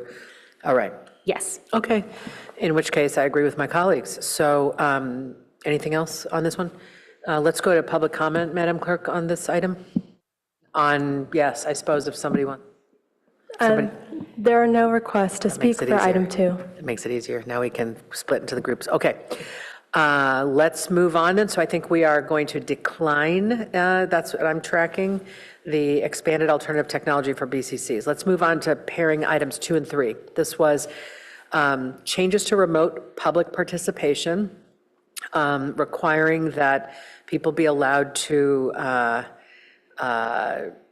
show up for public comment on items not on the agenda on Zoom, which is a change to our city policy, and the two-way remote public access disruption policy. So one is kind of, we don't really have a choice. It is state law that we're going to have to open that up. We shut it down for, some valid reasons, but sounds like as of July 1, that is no longer valid. So there's colleagues' thoughts on that, if that you want to express them, and then also on this remote public access disruption policy that envisions what we will do if our Zoom goes down, basically. Thoughts? So if we did this, would we move public comment or would we leave it at the very beginning? Because one of the other options is move public comment, general public comment to the end of the meeting. So that is at the city council's discretion. The new law does not say where in the agenda public comment has to be, just that we must allow remote general public comment. Okay. And could we split it and have in-person at the beginning and remote at the end? Is that legal? I think that would be fine. So, okay, we have options going forward, but like the chair said, I don't think we have any options. Okay. And that would just be something you would need to update in your procedures and protocols handbook. I'm sorry, it's just important to note. I had to. Our hands are tied, and this is another unfortunate example of the state removing local control, and I think we're in the best position to kind of recognize why some of these policies have been implemented in the past and why they've really worked well for us. I am frustrated. I'm frustrated about the forced change now on the public comment. There were a variety of reasons why we changed our policy back in May, but we also remember the incredible amount of hate speech we were getting at those meetings that year, to the point where it was happening multiple times. And we found during the public comment there was really nothing that I was mayor at the time that I could do, being limited by the First Amendment. And so when we switched over to only in person, that immediately, literally overnight, ended the hate speech that we were seeing, because these cowards were not showing up in chambers to say those horrific things to our faces. So that was a real kind of benefit of that switch. I really like Councilmember Rectal's recommendation. That could be something that we might have to do. And I know it seems like kind of the hate speech seems at council meetings seems to kind of come and go in waves, because I know we weren't the only cities dealing with it at the time, and so maybe that's something we need to consider in the future if that comes back, and I guess we can modify it maybe relatively quickly. One question though I have, and this might be for the clerk or for the city attorney. One thing I remember hearing from kind of colleagues across the state during that time, trying to learn from what other mayors were doing, some cities were really kind of leaning on that public comment really actually can be limited to things that are really within the purview of the city and the body, and that you can't just speak to anything if it's not pertinent to the city. I mean, is that an accurate kind of reading of what public comment is? And is that something then that, if it is, can we kind of change our policies a bit to make that a little more clear, to give the mayor a little more ability to prevent that type of, to prevent comments that go beyond city business? So it is accurate that public comment can be stopped if it's not in any way related to city business. But a lot of the commenters were sort of tying it to one item or to one piece of Palo Alto business. Or you could have an item that speaks to, for example, wellness and belonging in the community, and someone could have a position against that and come in and, still be on topic. And it's because it's general public comments and it includes items that are not on the agenda for that night. It's difficult to often tell, I guess, at the beginning whether it is relevant to the business of that night. We can certainly provide more guidance to the mayor depending on the types of comments that are coming in. Yeah, no, I remember a real challenge. So, okay, thank you. I think ultimately with this new law, I'd love for us to kind of explore more of the idea of, I guess, bifurcating our public comment section.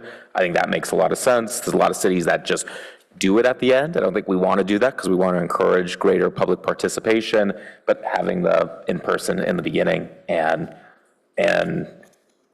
Zoom at the end, I think that's a great idea. And then my other question, probably for the clerk's office, how frequently do we lose Zoom service? I mean, is this something that doesn't happen often? I don't think it's actually ever happened. Oh, great. Okay. During one of our public meetings.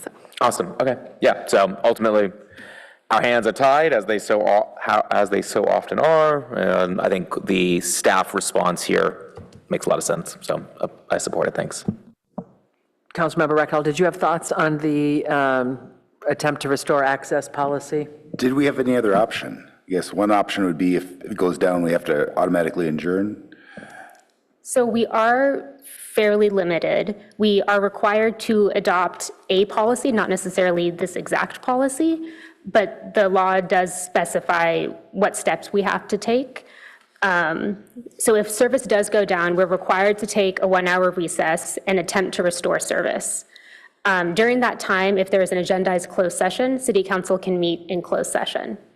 At the end of the hour, you have two options. You can adjourn the meeting, or you can make a finding that we've made good faith efforts for an hour to restore service, and the public benefit of continuing without remote access the public benefit of continuing outweighs the public benefit of remote access, and then you can continue the meeting as normal.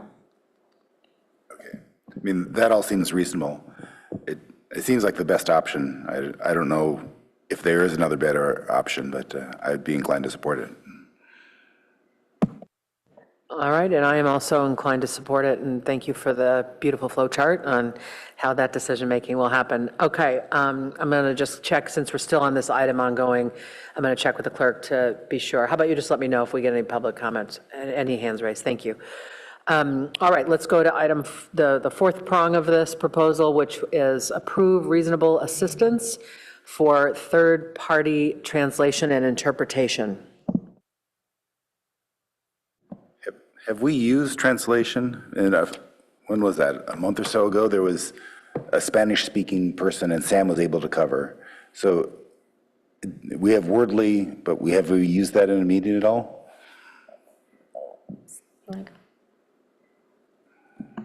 Sorry, could you repeat the question? So we have a subscription to Wordly. Correct. Have we used that in any meetings? Yes, we have. We've used it at a few council meetings, also, I believe, maybe a few committee meetings and commission meetings, specifically one meeting that we had on Buena Vista Mobile Home Park, where we were notified ahead of time that we would have people that potentially spoke other languages. So I think we've definitely at least 2-3 times activated it for our council meetings. Okay, I mean, it seems like a very good option. And if it's incorporated into Zoom, then I don't see any downside, so I support it. If I might make one clarification, Councilmember Rectal, the changes in 707 actually do not require us to provide translation services like Wordly. That's a service that the city provides even though it's not mandated. What the new law does require us to do is reasonably assist someone if they, for example, have a translator with them or they're using a device to get translation another way. So we do Wordly. We don't have plans to change using Wordly upon request, but I just want to clarify that the changes in 707 are about making reasonable efforts to assist folks who need translation. Which we already do. So basically, this is saying just continue what we currently are doing. Okay, and I continue supporting our continuing use of that. Vice Mayor? No thoughts? Okay, I also support it. I just want to commend you also, Madam Clerk, for bringing Wordly to us. It's hard for me to say. I always want to say worldly, which sort of is as a translation service. I loved it when you piloted it. I thought it was really smart and advancing our goals around inclusivity and belonging. I also saw in the staff report that you intend to double the amount of time in public comment for someone who is using an interpreter, which I think is very important.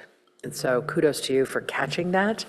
It's just another example of how somebody might inadvertently be hampered because they're using the interpretive, some kind of service, they're having someone assist them, but they're on a 3-minute shot clock. So I think that was an excellent catch.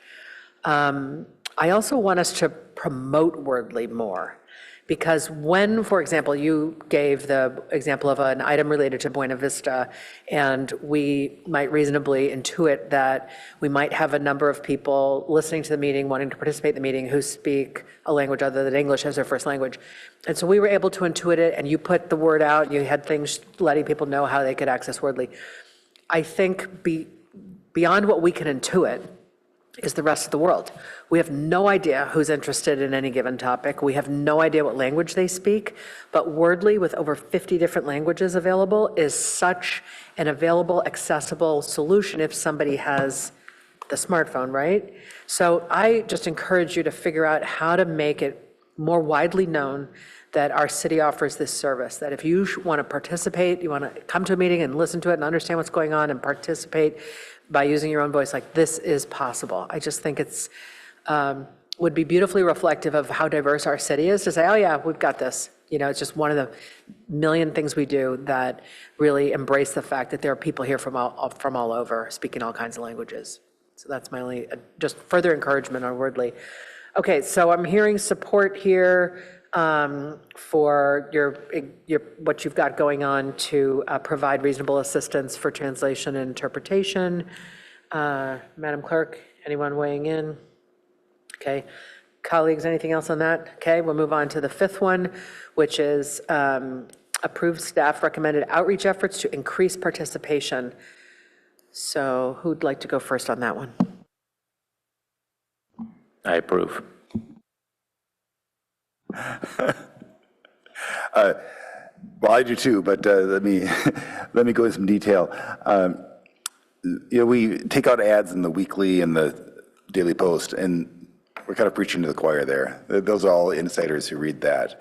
And so how can we expand it to people who don't read the weekly? Libraries is a good option. I think that's something we can do with very little labor. Supermarkets would be a good option. I'm a little worried about how much labor it's going to take, but we have, 7 supermarkets in Palo Alto, and so if we went around and posted things on those supermarkets, I think we would get exposure that we're not getting today. Question is it worth that labor? So, with staff, do you have any thoughts on that?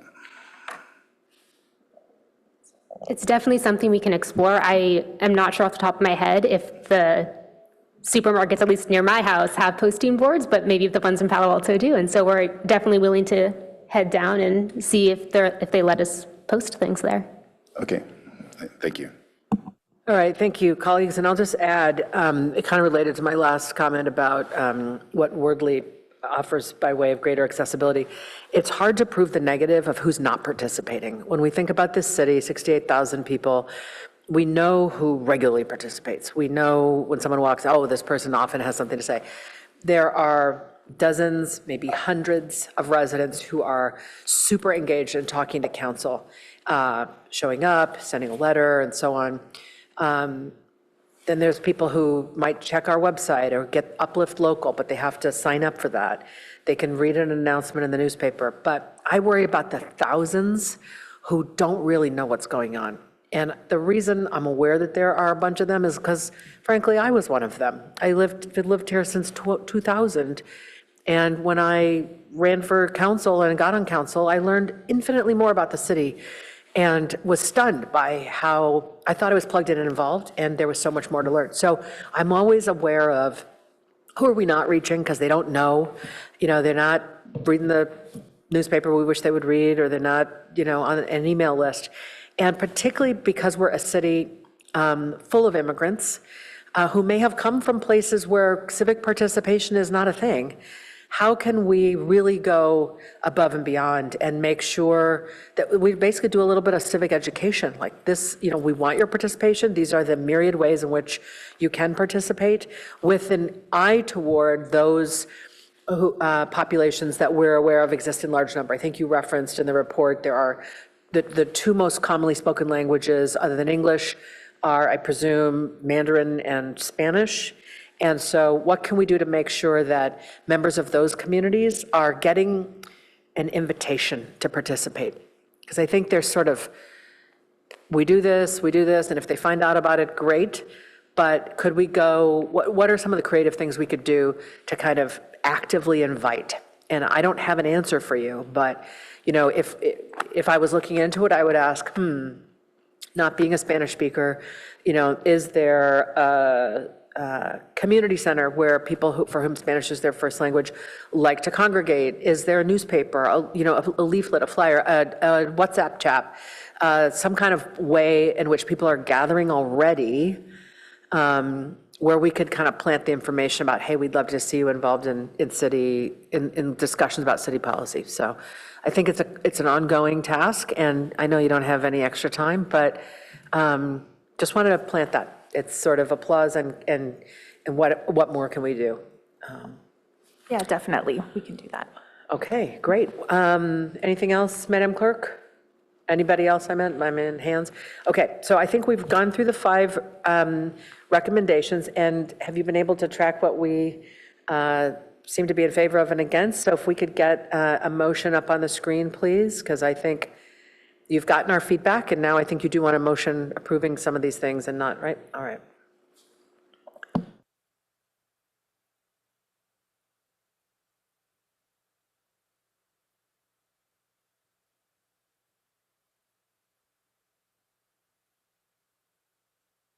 Okay, I move the staff recommendation. Second. Before we call the vote, I'm wondering if the maker would be open to a friendly amendment on item 2, approve the 2-way remote. Sorry, it's really probably adding a 3. Which was the one about remote? Let me offer this. Could 2, 3, and 4 bump down and a new 2 be investigate, to your point about could public comment be split?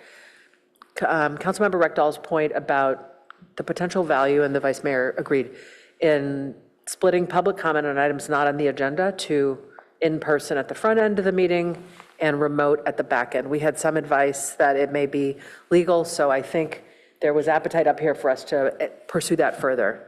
Will you accept that amendment? Yes. Yes, I do. Seconder? Yes. I'm curious how staff plans to bring that back and kind of the immediacy of it. Would that then just be incorporated into future PNP talks or coming back to us sooner than that? So we will have an action item for the full city council regarding these changes. It's actually part of the state law that some of these things must be approved by the city council on action.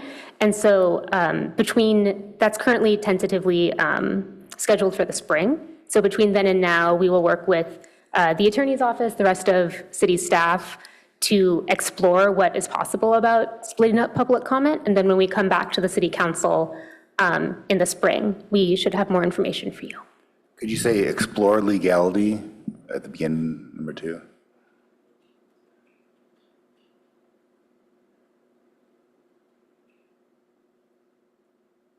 But yeah, I accept that.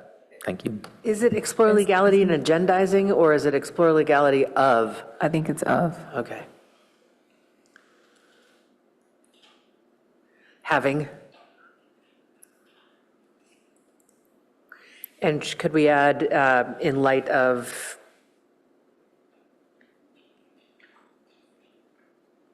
remote public participation requirements dictated by SB, whatever it was?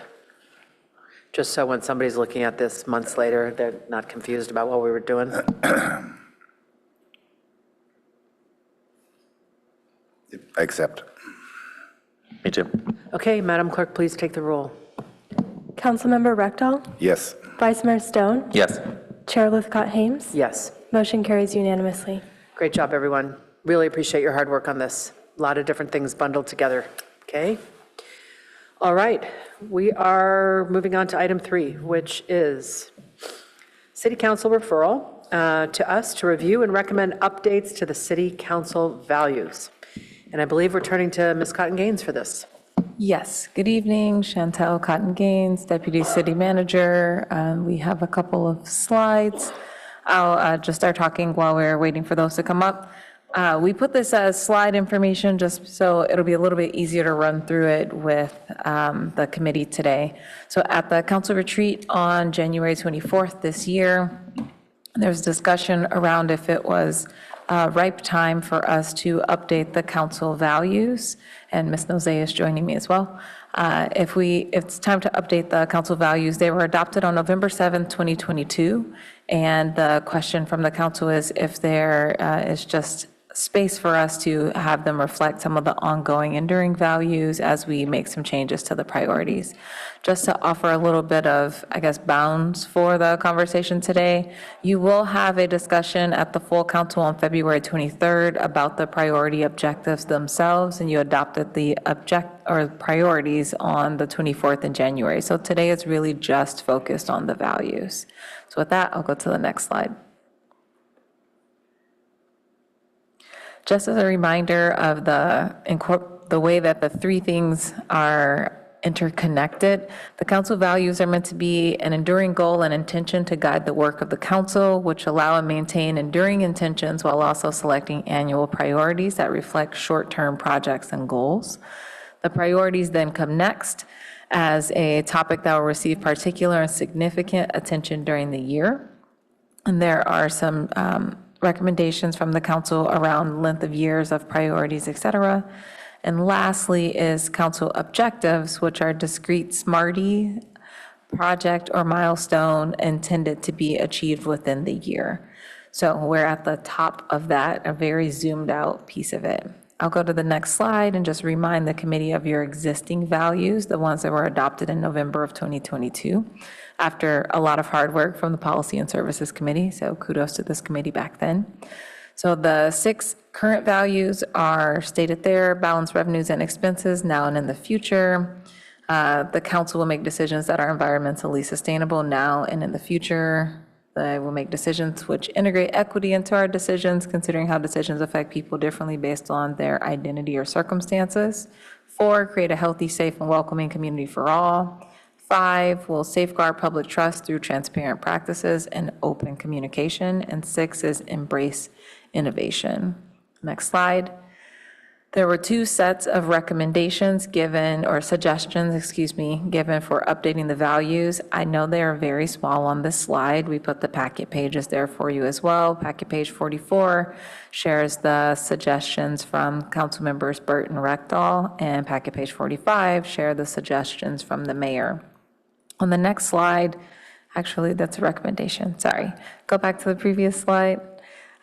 We have a slide later where, as you go through these items, if you want to sort of compare them based off topic, as opposed to needing to sort of flip back and forth, we can do that if it'll help the committee's discussion.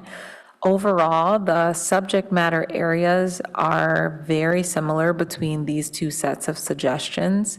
It's really just a matter of the wording that you would like to pursue, maybe a combination between all of the ones that are here.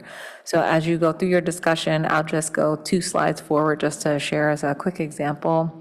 We do have it separated out by overall topic and then the 2 listed below. So if that will be helpful for committee discussion, we can spend some time on that, but we don't have to do that right now. I'll go back 1 slide just to our recommendation, which is that the committee reviews the values, and if you are wanting to change them, proposing changing that to the city council as a recommendation for approval. And that concludes the presentation. Thank you, Ms. Cotton-Gaines. Councilmember Rectal, since you are the co-architect of one of the updates, I wonder if you want to take the lead on presenting that or walking us through that? Not to put you on the spot, but I want you to have the opportunity if you want it. I think it's fairly self-explanatory. They are amazingly similar. We have great minds think alike, apparently. So I'm a little biased. I spent a lot of time with Councilmember Byrd on this, and I like mine, but there are some things I really like about the mayor's. For example, when she talks about innovation, she says to optimize efficiency and outcomes, and that's the purpose of innovating, is to improve things. And so I like that phrase, and I would want to add that in. The other thing that she did, she included the words belonging. So if you look at ours, which would be number 6, which is, we said foster a healthy, safe, and welcoming community for all. It doesn't talk about belonging, and a lot of times that's a very important part of being in a community, is feeling like you belong in the community, that you're not a visitor. So I like that, and I would want to modify that to include belonging. She also uses the phrase fiscally strategic when we talk about the fiscal responsibility. That's a nice concept. I would support that if others people like that, but I'm not bent on it. But apart from that, they are very similar.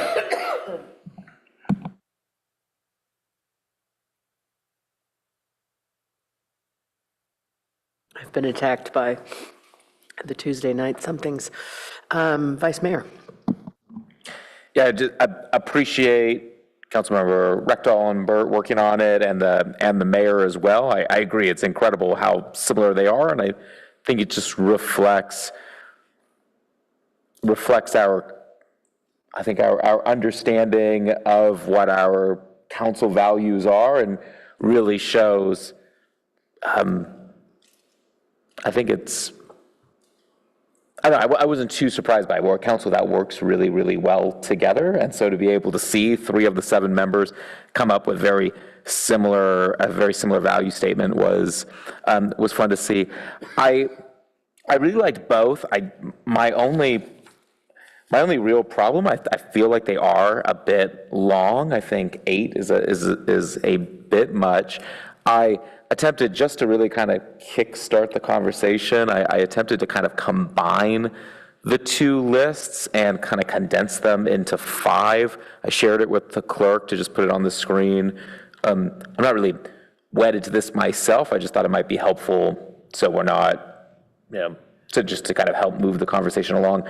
But I felt these 5 blended the lists together and tried to, again, shorten it a bit while not really dropping off anything. I think some of the words that, or the particular phrases that Councilman Rector pulled out could be incorporated into this. So again, I don't feel committed to this at all, so feelings not hurt if rejected, and just want to look at the original 8, but it's an attempt to, again, to kind of combine the two and maybe hopefully help us out. Yeah. That was one of our concerns, is that we're making it too long, but part of the purpose of these updated values is that right now all the objectives have to tie to a priority. And what that caused us to do is have a very broad priorities, and we wanted we wanted the ability to have more focused priorities. And so if you have a very broad values, and then that allows you to do the specific priorities, then you can link projects that you want to do, you can link those to the values instead of the priorities. And so that we added stuff here and there because we said, well, what about this project? This doesn't tie, this particular objective wouldn't tie to any of these. And so we expanded that. And yeah, I don't think I removed anything from the list, I just tried to get it into 5 bullet points rather than 8. So really more of a stylistic approach rather than a real material one. Okay, let me read through this and digest it. The chair can talk while I digest. Well, I'm doing the same thing. We have a very hard task in front of us. We can affirm the existing values from 2022. I think there is less of an appetite for that because we had 3 of the 7 of us come up with alternative language for our retreat in January. So we have option A from Burton Reckdahl, option B from Mayor Vinker, and now we have a 4th option, which is coming from the vice mayor. And certainly the latter 3, all of the new ones generated most recently, are more robust than the last set of values articulated in 2022, more comprehensive. And it's going to require, if we're to make headway tonight, I'm going to recommend that we start with one of them and figure out what needs to be added to it or changed. My brain is going to have a hard time trying to merge these 3 somehow because they are so similar. If they were very different, it'd be easier. So I'm going to let the 2 of you duke it out and decide, are we going with the vice mayor's 5 or the Reckdahl-Burt 8? Personally, I don't have a problem with 5 versus 8 or 8 versus 5. I'm more interested in readability. People read them, they understand what it means, and they really are a tool for us, a reminder for us when we're advancing policies and making tough decisions that, this is what matters to us.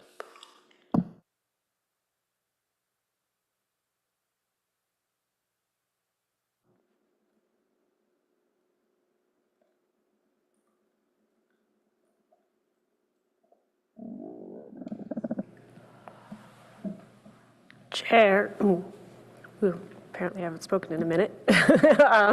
Chair Kylie Nozay, Assistant City Manager. It is a lot to digest all of this. A couple things to consider. If you wanted to, we could take a 5-minute break so that there's not dead air. People can get up, read, and kind of try and reconcile between the 2 if that's something that would be helpful to folks to have a little bit of time and space. So that might be one option to try and help move through this. Another is, as Deputy City Manager Chantal Cottongain said, we do have those slides that we could kind of move through. It reconciles the original 2, and so we might be able to look at those in concert with Vice Mayor Stone's. So you're not actually trying to move amongst 3 documents, but rather you're trying to move amongst, or 4 documents, but you're moving between 2. So those could be some options of how to help reconcile the variability and yet commonalities amongst them. And I'll say, if my 5 has made this a more complicated process, I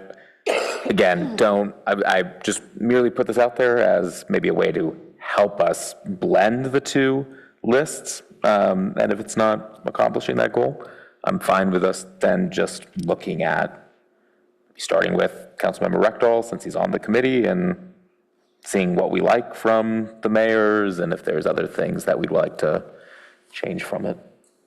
So let's do this. Thank you for the suggestion. Let us take a 5-minute break, and we'll be back, and our thoughts will be crystal clear when we return.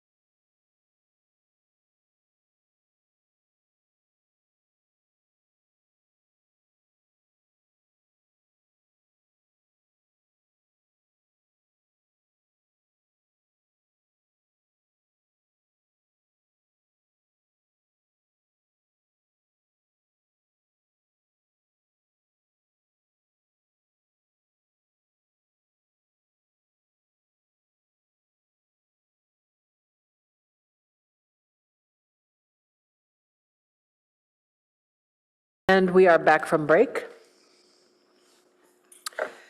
Looking at the proposed new revised language for our city council values. Who's got some direction for us on how best to proceed? I think what I've realized is that Vice Mayor Stone's 5 does a pretty good job of merging the 8 from council members Rekdal and Burt and Mayor Vinker. But that's at a cursory glance.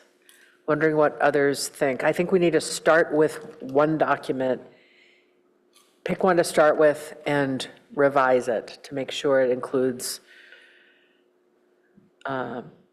everything that we'd like it to include.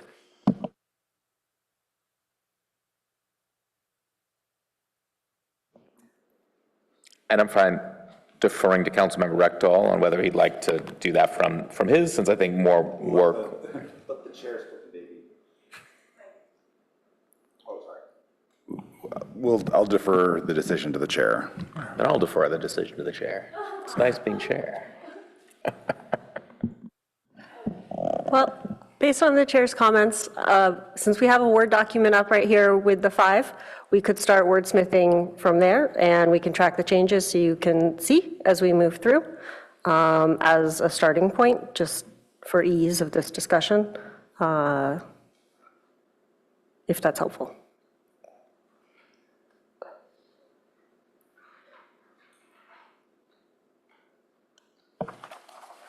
I'm struggling because before seeing Vice Mayor Stone's set of 5, I was inclined to take the side-by-side review that staff had done of really combining, seeing the synergies between the Burt Rekdal proposal and the Vinker proposal. And I think my interest when we bring this to council is that those who have worked on this see their efforts reflected. Many of us, 3 of us have not done any work on this. And so I know that there's, a sense of, I put this together, I thought really hard about it. And so I would rather see us start with the side-by-side review that Ms. Cotton Gaines came up with, and then take the vice mayor's, look at his language and see, all right, what, from what he's written, needs to be added in. I think we can do that. So I'm splitting the baby by trying to combine the 2 original babies.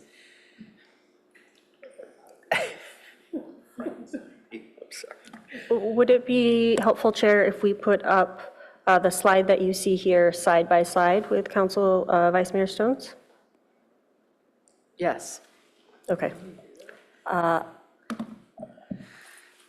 So as we march through it, what's interesting is that, okay, so Burt and Rekdal had vibrant community as first. I think the order right now is less important than just the merging of what the values are. Correct, and just to let you know, the reason the order is not in one particular way is because the 2 lists actually had sort of inverted orders, and so I just pulled the topic. There's really not any commitment to the order of these things. So I think the key is just within a topic area, being able to agree on the pieces.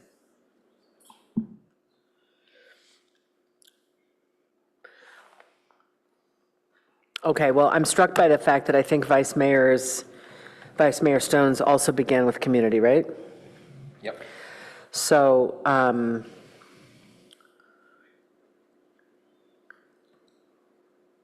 let's work on the vibrant community one.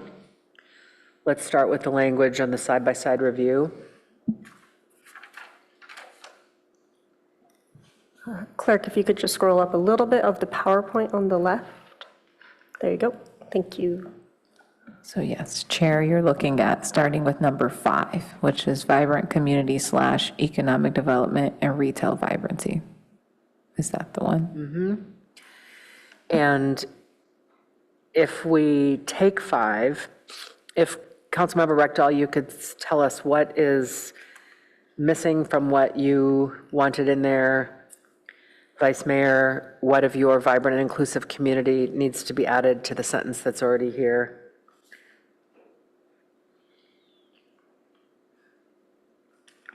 So what is our initial document that we're looking at? The one, oh, the staff's kind of combination? Yep, it's the Gotcha, back page. okay. And starting at number 5, Vice Mayor.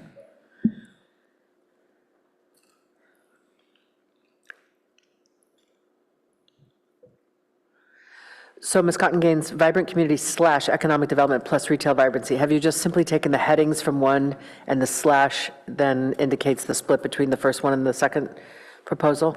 Yes. So those are topic areas that are similar. They were named slightly different things, or in the mayor, she actually didn't have a title, like a naming of each one. Councilmember Burton, Councilmember Rectal did, but the subject matter of hers is what is reflected after the slash. I think that actually makes it easier, to not try to come up with a merged title, but to go with the title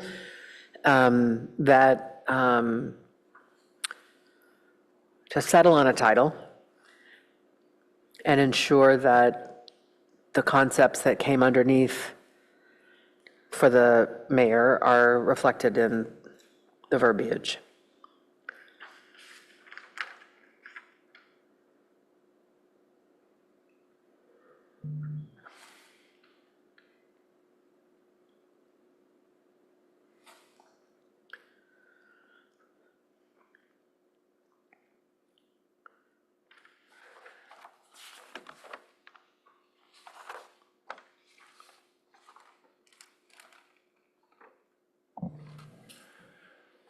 So our first one talks about strong local economy as opposed to economic development. So we could swap that out and put in economic development instead of strong local economy.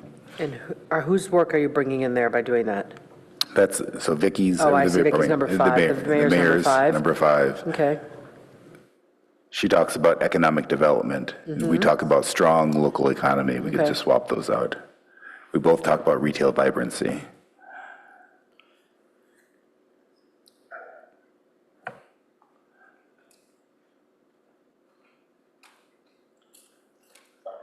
Okay, so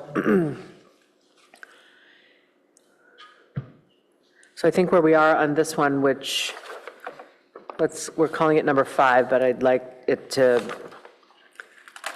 be number 1 as we construct our new one. It's taking vibrant community from side-by-side review. That first full sentence, the first full bullet, which came from Burt and Rectal, but swapping in, what was it, Councilmember Rectal? Economic development instead of strong local economy. Okay. And replacing strong local economy with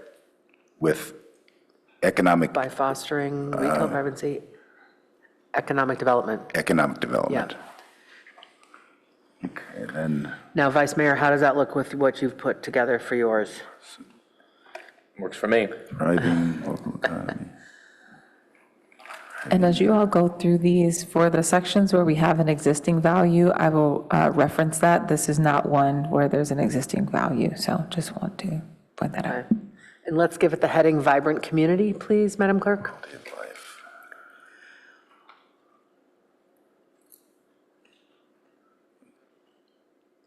Okay, what's there currently says engaging public spaces, and the Vice Mayor put welcoming public spaces. I'm feeling like, and the Vice Mayor can correct me, as he sought to consolidate from 8 down to 5, he began to include values of inclusion and welcoming and belonging into vibrant and inclusive, whereas I'm seeing vibrant community as more about the health of our community financially,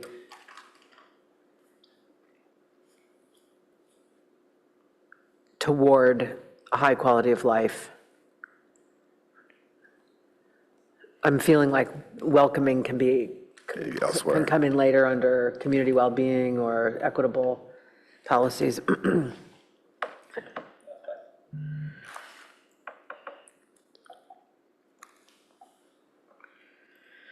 All right, let's go with that for now. Let's move on to,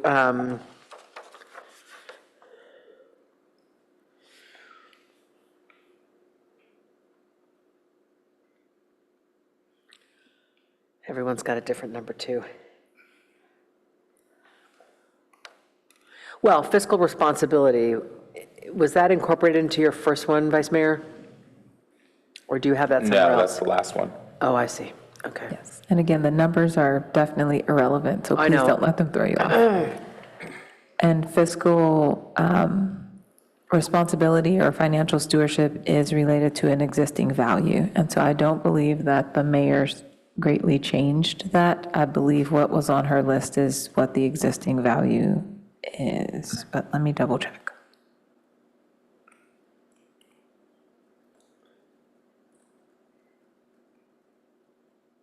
No, I'm sorry, It's it is different. slightly different. Yeah, it's Yes, different. she added fiscally strategic and responsible, but the last piece of that balancing revenues and expenses. is was in already the there. existing values.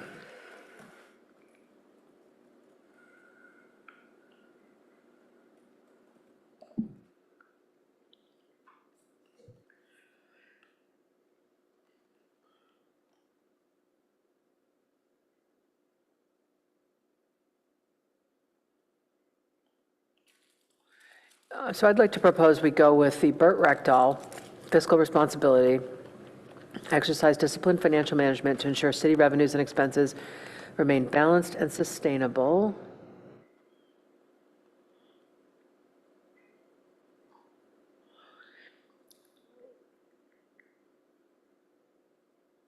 Comma, are fiscally strategic and responsible, comma, to earn public trust and deliver effective public services, which would be the last few words of the vice mayors.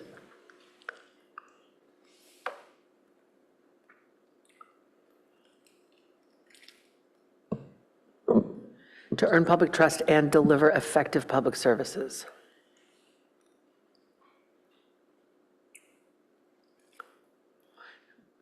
What I've not put in there is continuous innovation, if anyone can figure out, although that's actually, innovation is a different,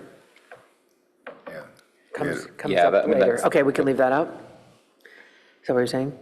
Yeah, that last part, I think from me, I mean, it works here, but I think was more focused on transparency and efficient governance and other values that will come later. Okay, so you don't need that in there. Well, you'd be good with leaving it with our fiscally strategic and responsible? Yep.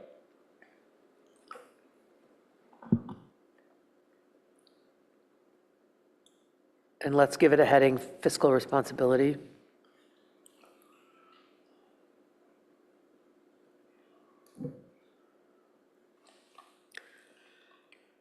How do you feel about that? Yeah, I'm happy. Okay. Number 3.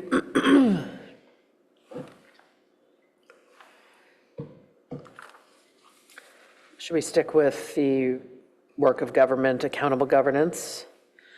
This is where the vice mayor's responsible, transparent, and innovative would come in? Sure. Okay, let's call it accountable governance.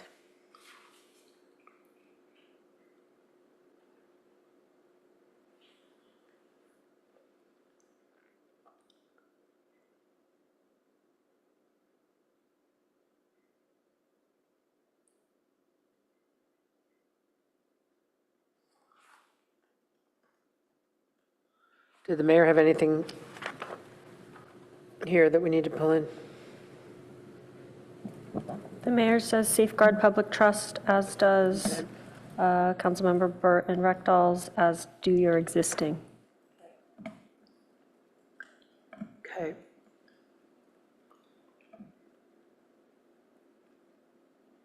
You know, I do appreciate the vice mayor's notion of earning public trust as opposed to safeguarding. Safeguarding presumes you have it, and earning is more of an active obligation. Yeah, I agree. So why don't we take the vice mayor's fifth item there under responsible? Now, we've already got the fiscal responsibility in the earlier piece, yeah. Oh, excuse me.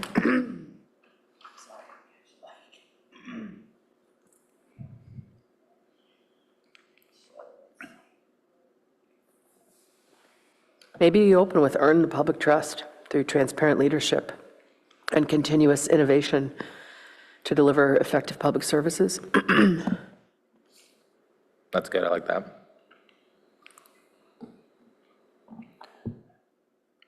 Are we going to have a separate one that's innovation?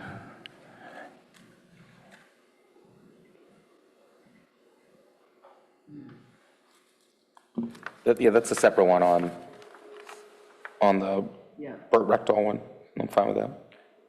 So would that mean taking innovation out of this sentence? Maybe earn public trust through transparent leadership. In your existing values, it just states will embrace innovation. And so if that's something that you wanted to incorporate within this accountable governance one, that also fits. How about we do this? Earn public trust. This is from the vice mayor. Earn public trust through transparent leadership. Then back to Burt Reckdahl, comma, inclusive engagement, comma, and open communication. And then we'll get the innovation. It'll be its own thing. I'm happy with that. Yeah, me too. Okay, let's go to strategic innovation.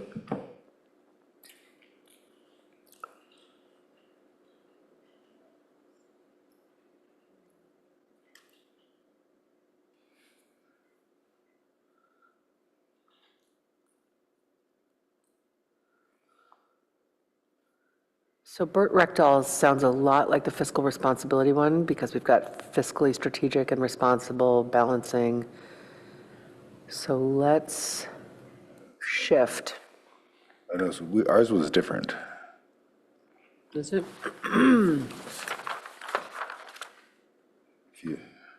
As the birthplace. Yeah, you're right. It's not in here. Yours said as the birthplace Sorry of about Silicon that. Valley. No worries. This was a hard task. Embrace innovation in the public and private sectors is what you all said. Yeah. The mayor added that phrase that I liked. That was to optimize efficiency and outcomes. We were just saying embrace innovation, and it's like we didn't give a reason why are you embracing innovation, and she said to embrace innovation to make things, to work better, basically.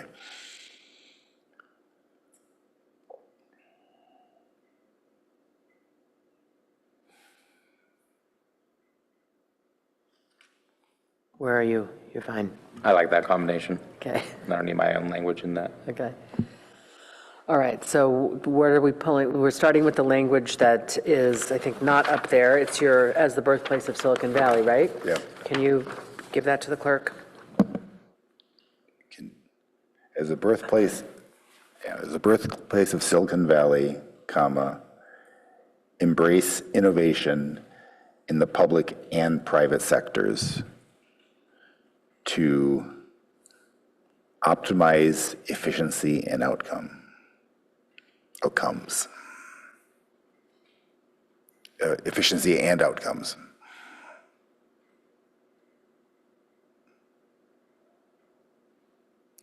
Is the chair happy with that? Fine with that? All right. Let's just continue. We've got 4 more. I think the order of these is, if you all have opinions about the order, we can get to that once we've gotten them all. Let's just lay them down.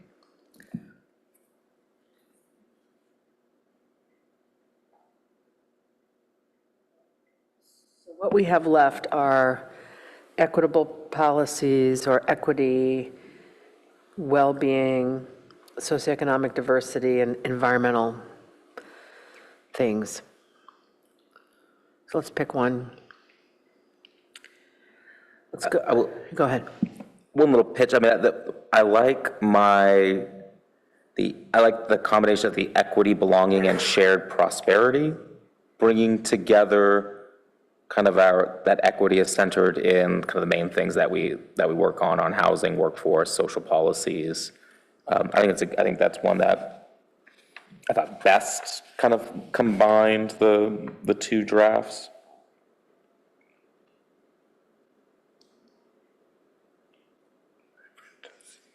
I really appreciate that you combined those. So it's sort of a combination of the socioeconomic diversity with equitable policies, I think. Yeah. Yeah, I also love your heading, equity, belonging, and shared prosperity. That's a really lovely vision.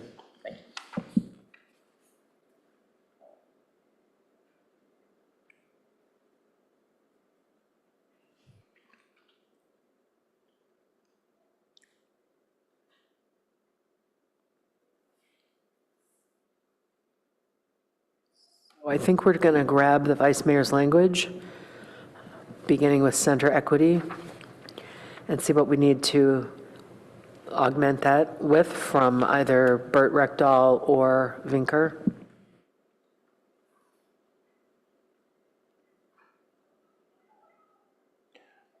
I'm happy with that. In both the mayor's and ours kind of leaned on the existing one, but I think I like this one better than the existing one, so I would leave it as is. What do you think, Chair? Yeah, I note that both you and the mayor included this language on residents of unique identities or differing circumstances, and I think in some ways, this is more, what we have now is more elegant than that. Yeah, I think so. I like it better. So. Yeah. Yay. Good job. Thank you. It was not all for naught. All right. Sometimes it feels like you're doing it. Not give up. We have three more.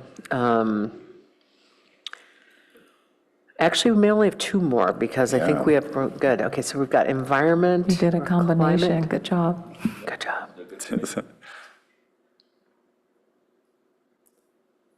Let's go to environmental leadership.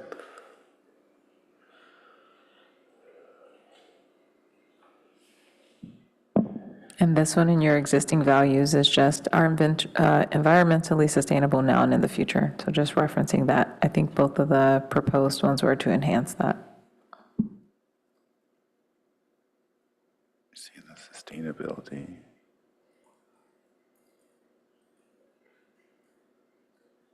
I like the vice mayors. I'm happy with that. What does the chair think? I think it's a beautiful middle road.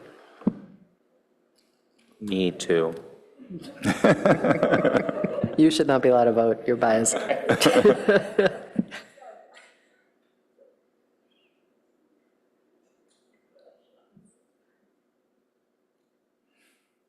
right, and that means we have number 7, which is? Sorry, but did we want climate leadership and environmental stewardship? Because that was the headliner on mine, but I'm fine if we want to. Oh.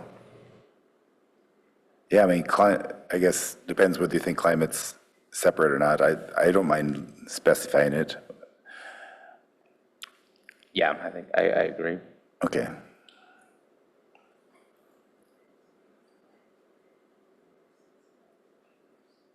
Madam Clerk, you're doing a great job. Yeah. And so I think the item remaining, I agree, good job, Madam Clerk. The item remaining is item 6, I believe. So we've got in this side-by-side comparison, community well-being / safety, wellness, belonging. And the vice mayor has health, safety, and community well-being. But underneath, we're saying largely the same things.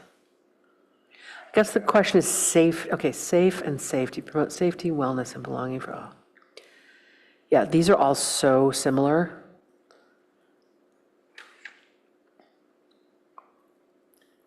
Safe, healthy. I think somebody made the point that welcoming, that belonging, yeah, You made the point, Councilmember Rectal, that belonging was in the mayor's. The mayor's had belonging, which I thought Yeah, we I think. missed that one. I would like to see that word included as well. So which should we start with? Whose verbiage should we start with here? The vice mayor goes into more detail on can thrive physically, mentally, and socially.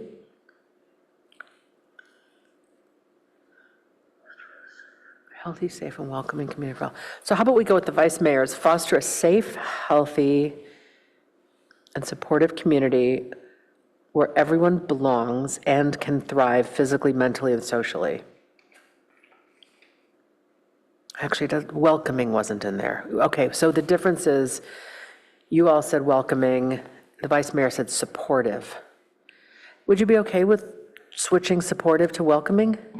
Absolutely. Okay, so let's go with foster a safe, healthy, and welcoming community Still don't have belonging in there. where everyone belongs and can thrive. And the header for this would be what?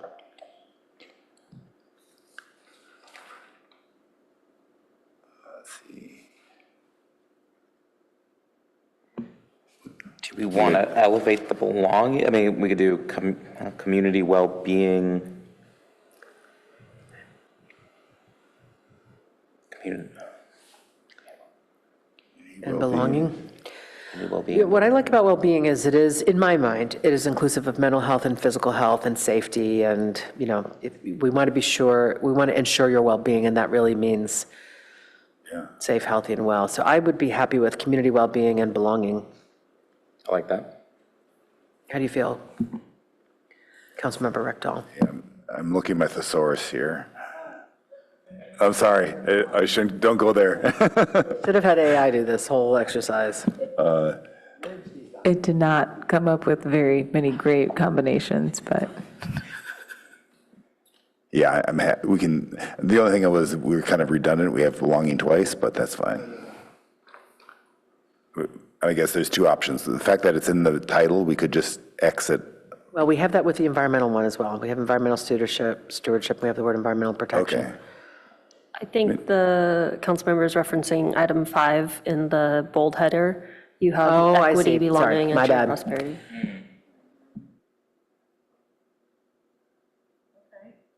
Well, if belonging is there in 5, maybe it doesn't have to come into, maybe well-being is cleaner, simpler, I mean. What do you think? You have I'm sorry. Yeah, I think I would take belonging out of that one since we talked about on number 5. Yeah. Out of the title, right? Because I like how it's in the text of it. I like that message where everyone belongs, and it's a bit of a different message in 5. Yep. In 5, it's more about policy. Yeah. And in 7, it's more about attitude, behavior, and just all the subtle things. Yeah. Okay. My ask is, do you feel confident that we've got a good thing here that we can present to council, say we made best efforts to take everybody's input into account, knowing they will want to wordsmith it more? This is kind of a speak now. One nit. Is well-being hyphened as opposed to one single word?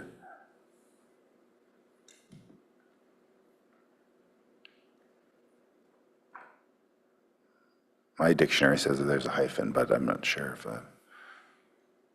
If we can take the staff responsibility on that. Okay. Thank you. Ooh, delegate that to the staff. Much Okay. appreciate it. I know that we have not had a chance to read this thoroughly over. I know that we have not had a chance to read this thoroughly. We have literally just put this together. I think it has been good work.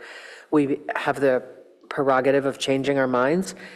I would urge us to maybe just take another 5 minutes, and because I'd rather our committee make its changes now, rather than be one of 7 who will be looking at this and make further changes then. I think that night, we should just let the other 4, kind of say what needs to be said, having confidence that we've had our chance. You've had 2 chances now. You too. You both have. All right, let's take 5 and read it, okay? And come back with your proposed changes, if any.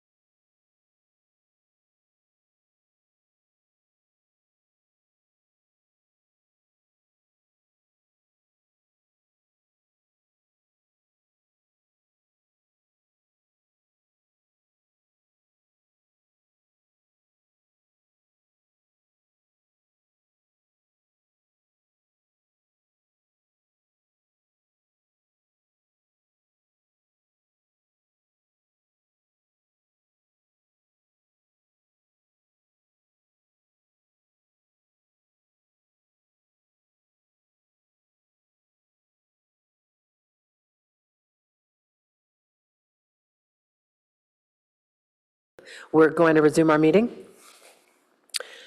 Hammering out here a set of draft values for the city council to consider and potentially adopt. I did notice a few things I just want to propose to my colleagues. Not having taken a magic marker to the screen, let me see if I can find them.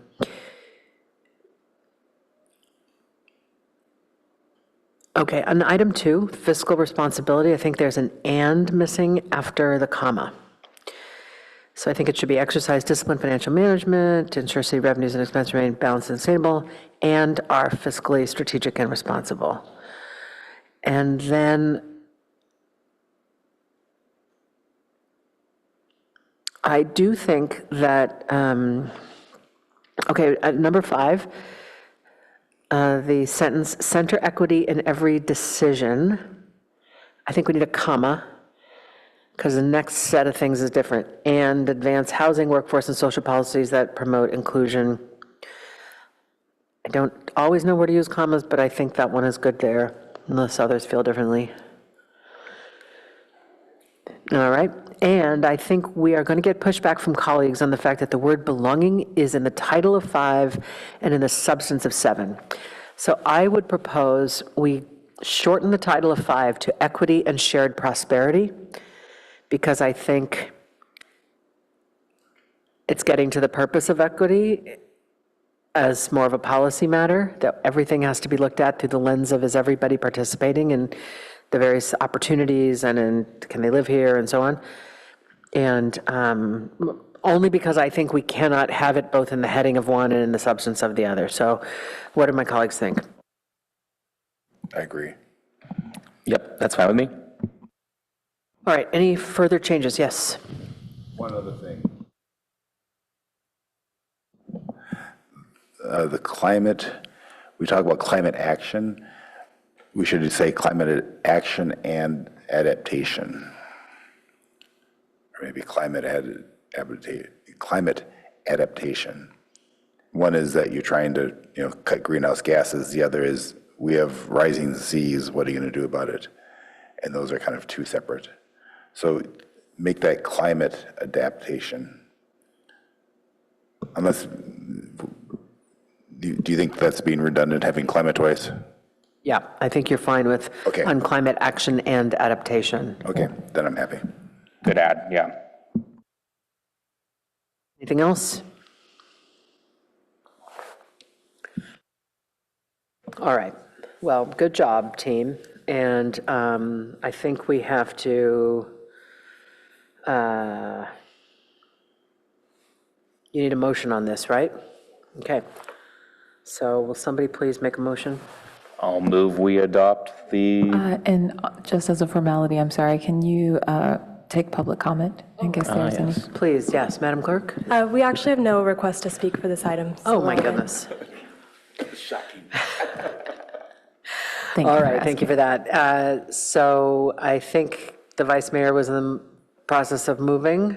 I think what you're moving is not that we adopt, but that we recommend that city council adopt. I move we recommend the city council adopt the 7 values on the screen. Second. Okay, the motion has been made and seconded. Will the clerk please take the vote? Chair Lithcott-Hames, Yes. Vice Mayor Stone, Yes. Councilmember Rectal, Yes. motion carries unanimously. All right, not quite done yet. Future meetings and agendas. Ms. Cotton Gaines? Thank you, and very good job on the last item. As of right now, the tentative items for your March meeting, which is March 10th, relate to the nonprofit partnership Phase 1 improvements, a housing element program related to multifamily development and mixed-use district, potentially one of the audits, as well as potentially a rent stabilization discussion. Okay, thank you very much. And with that, we are adjourned. Thank you.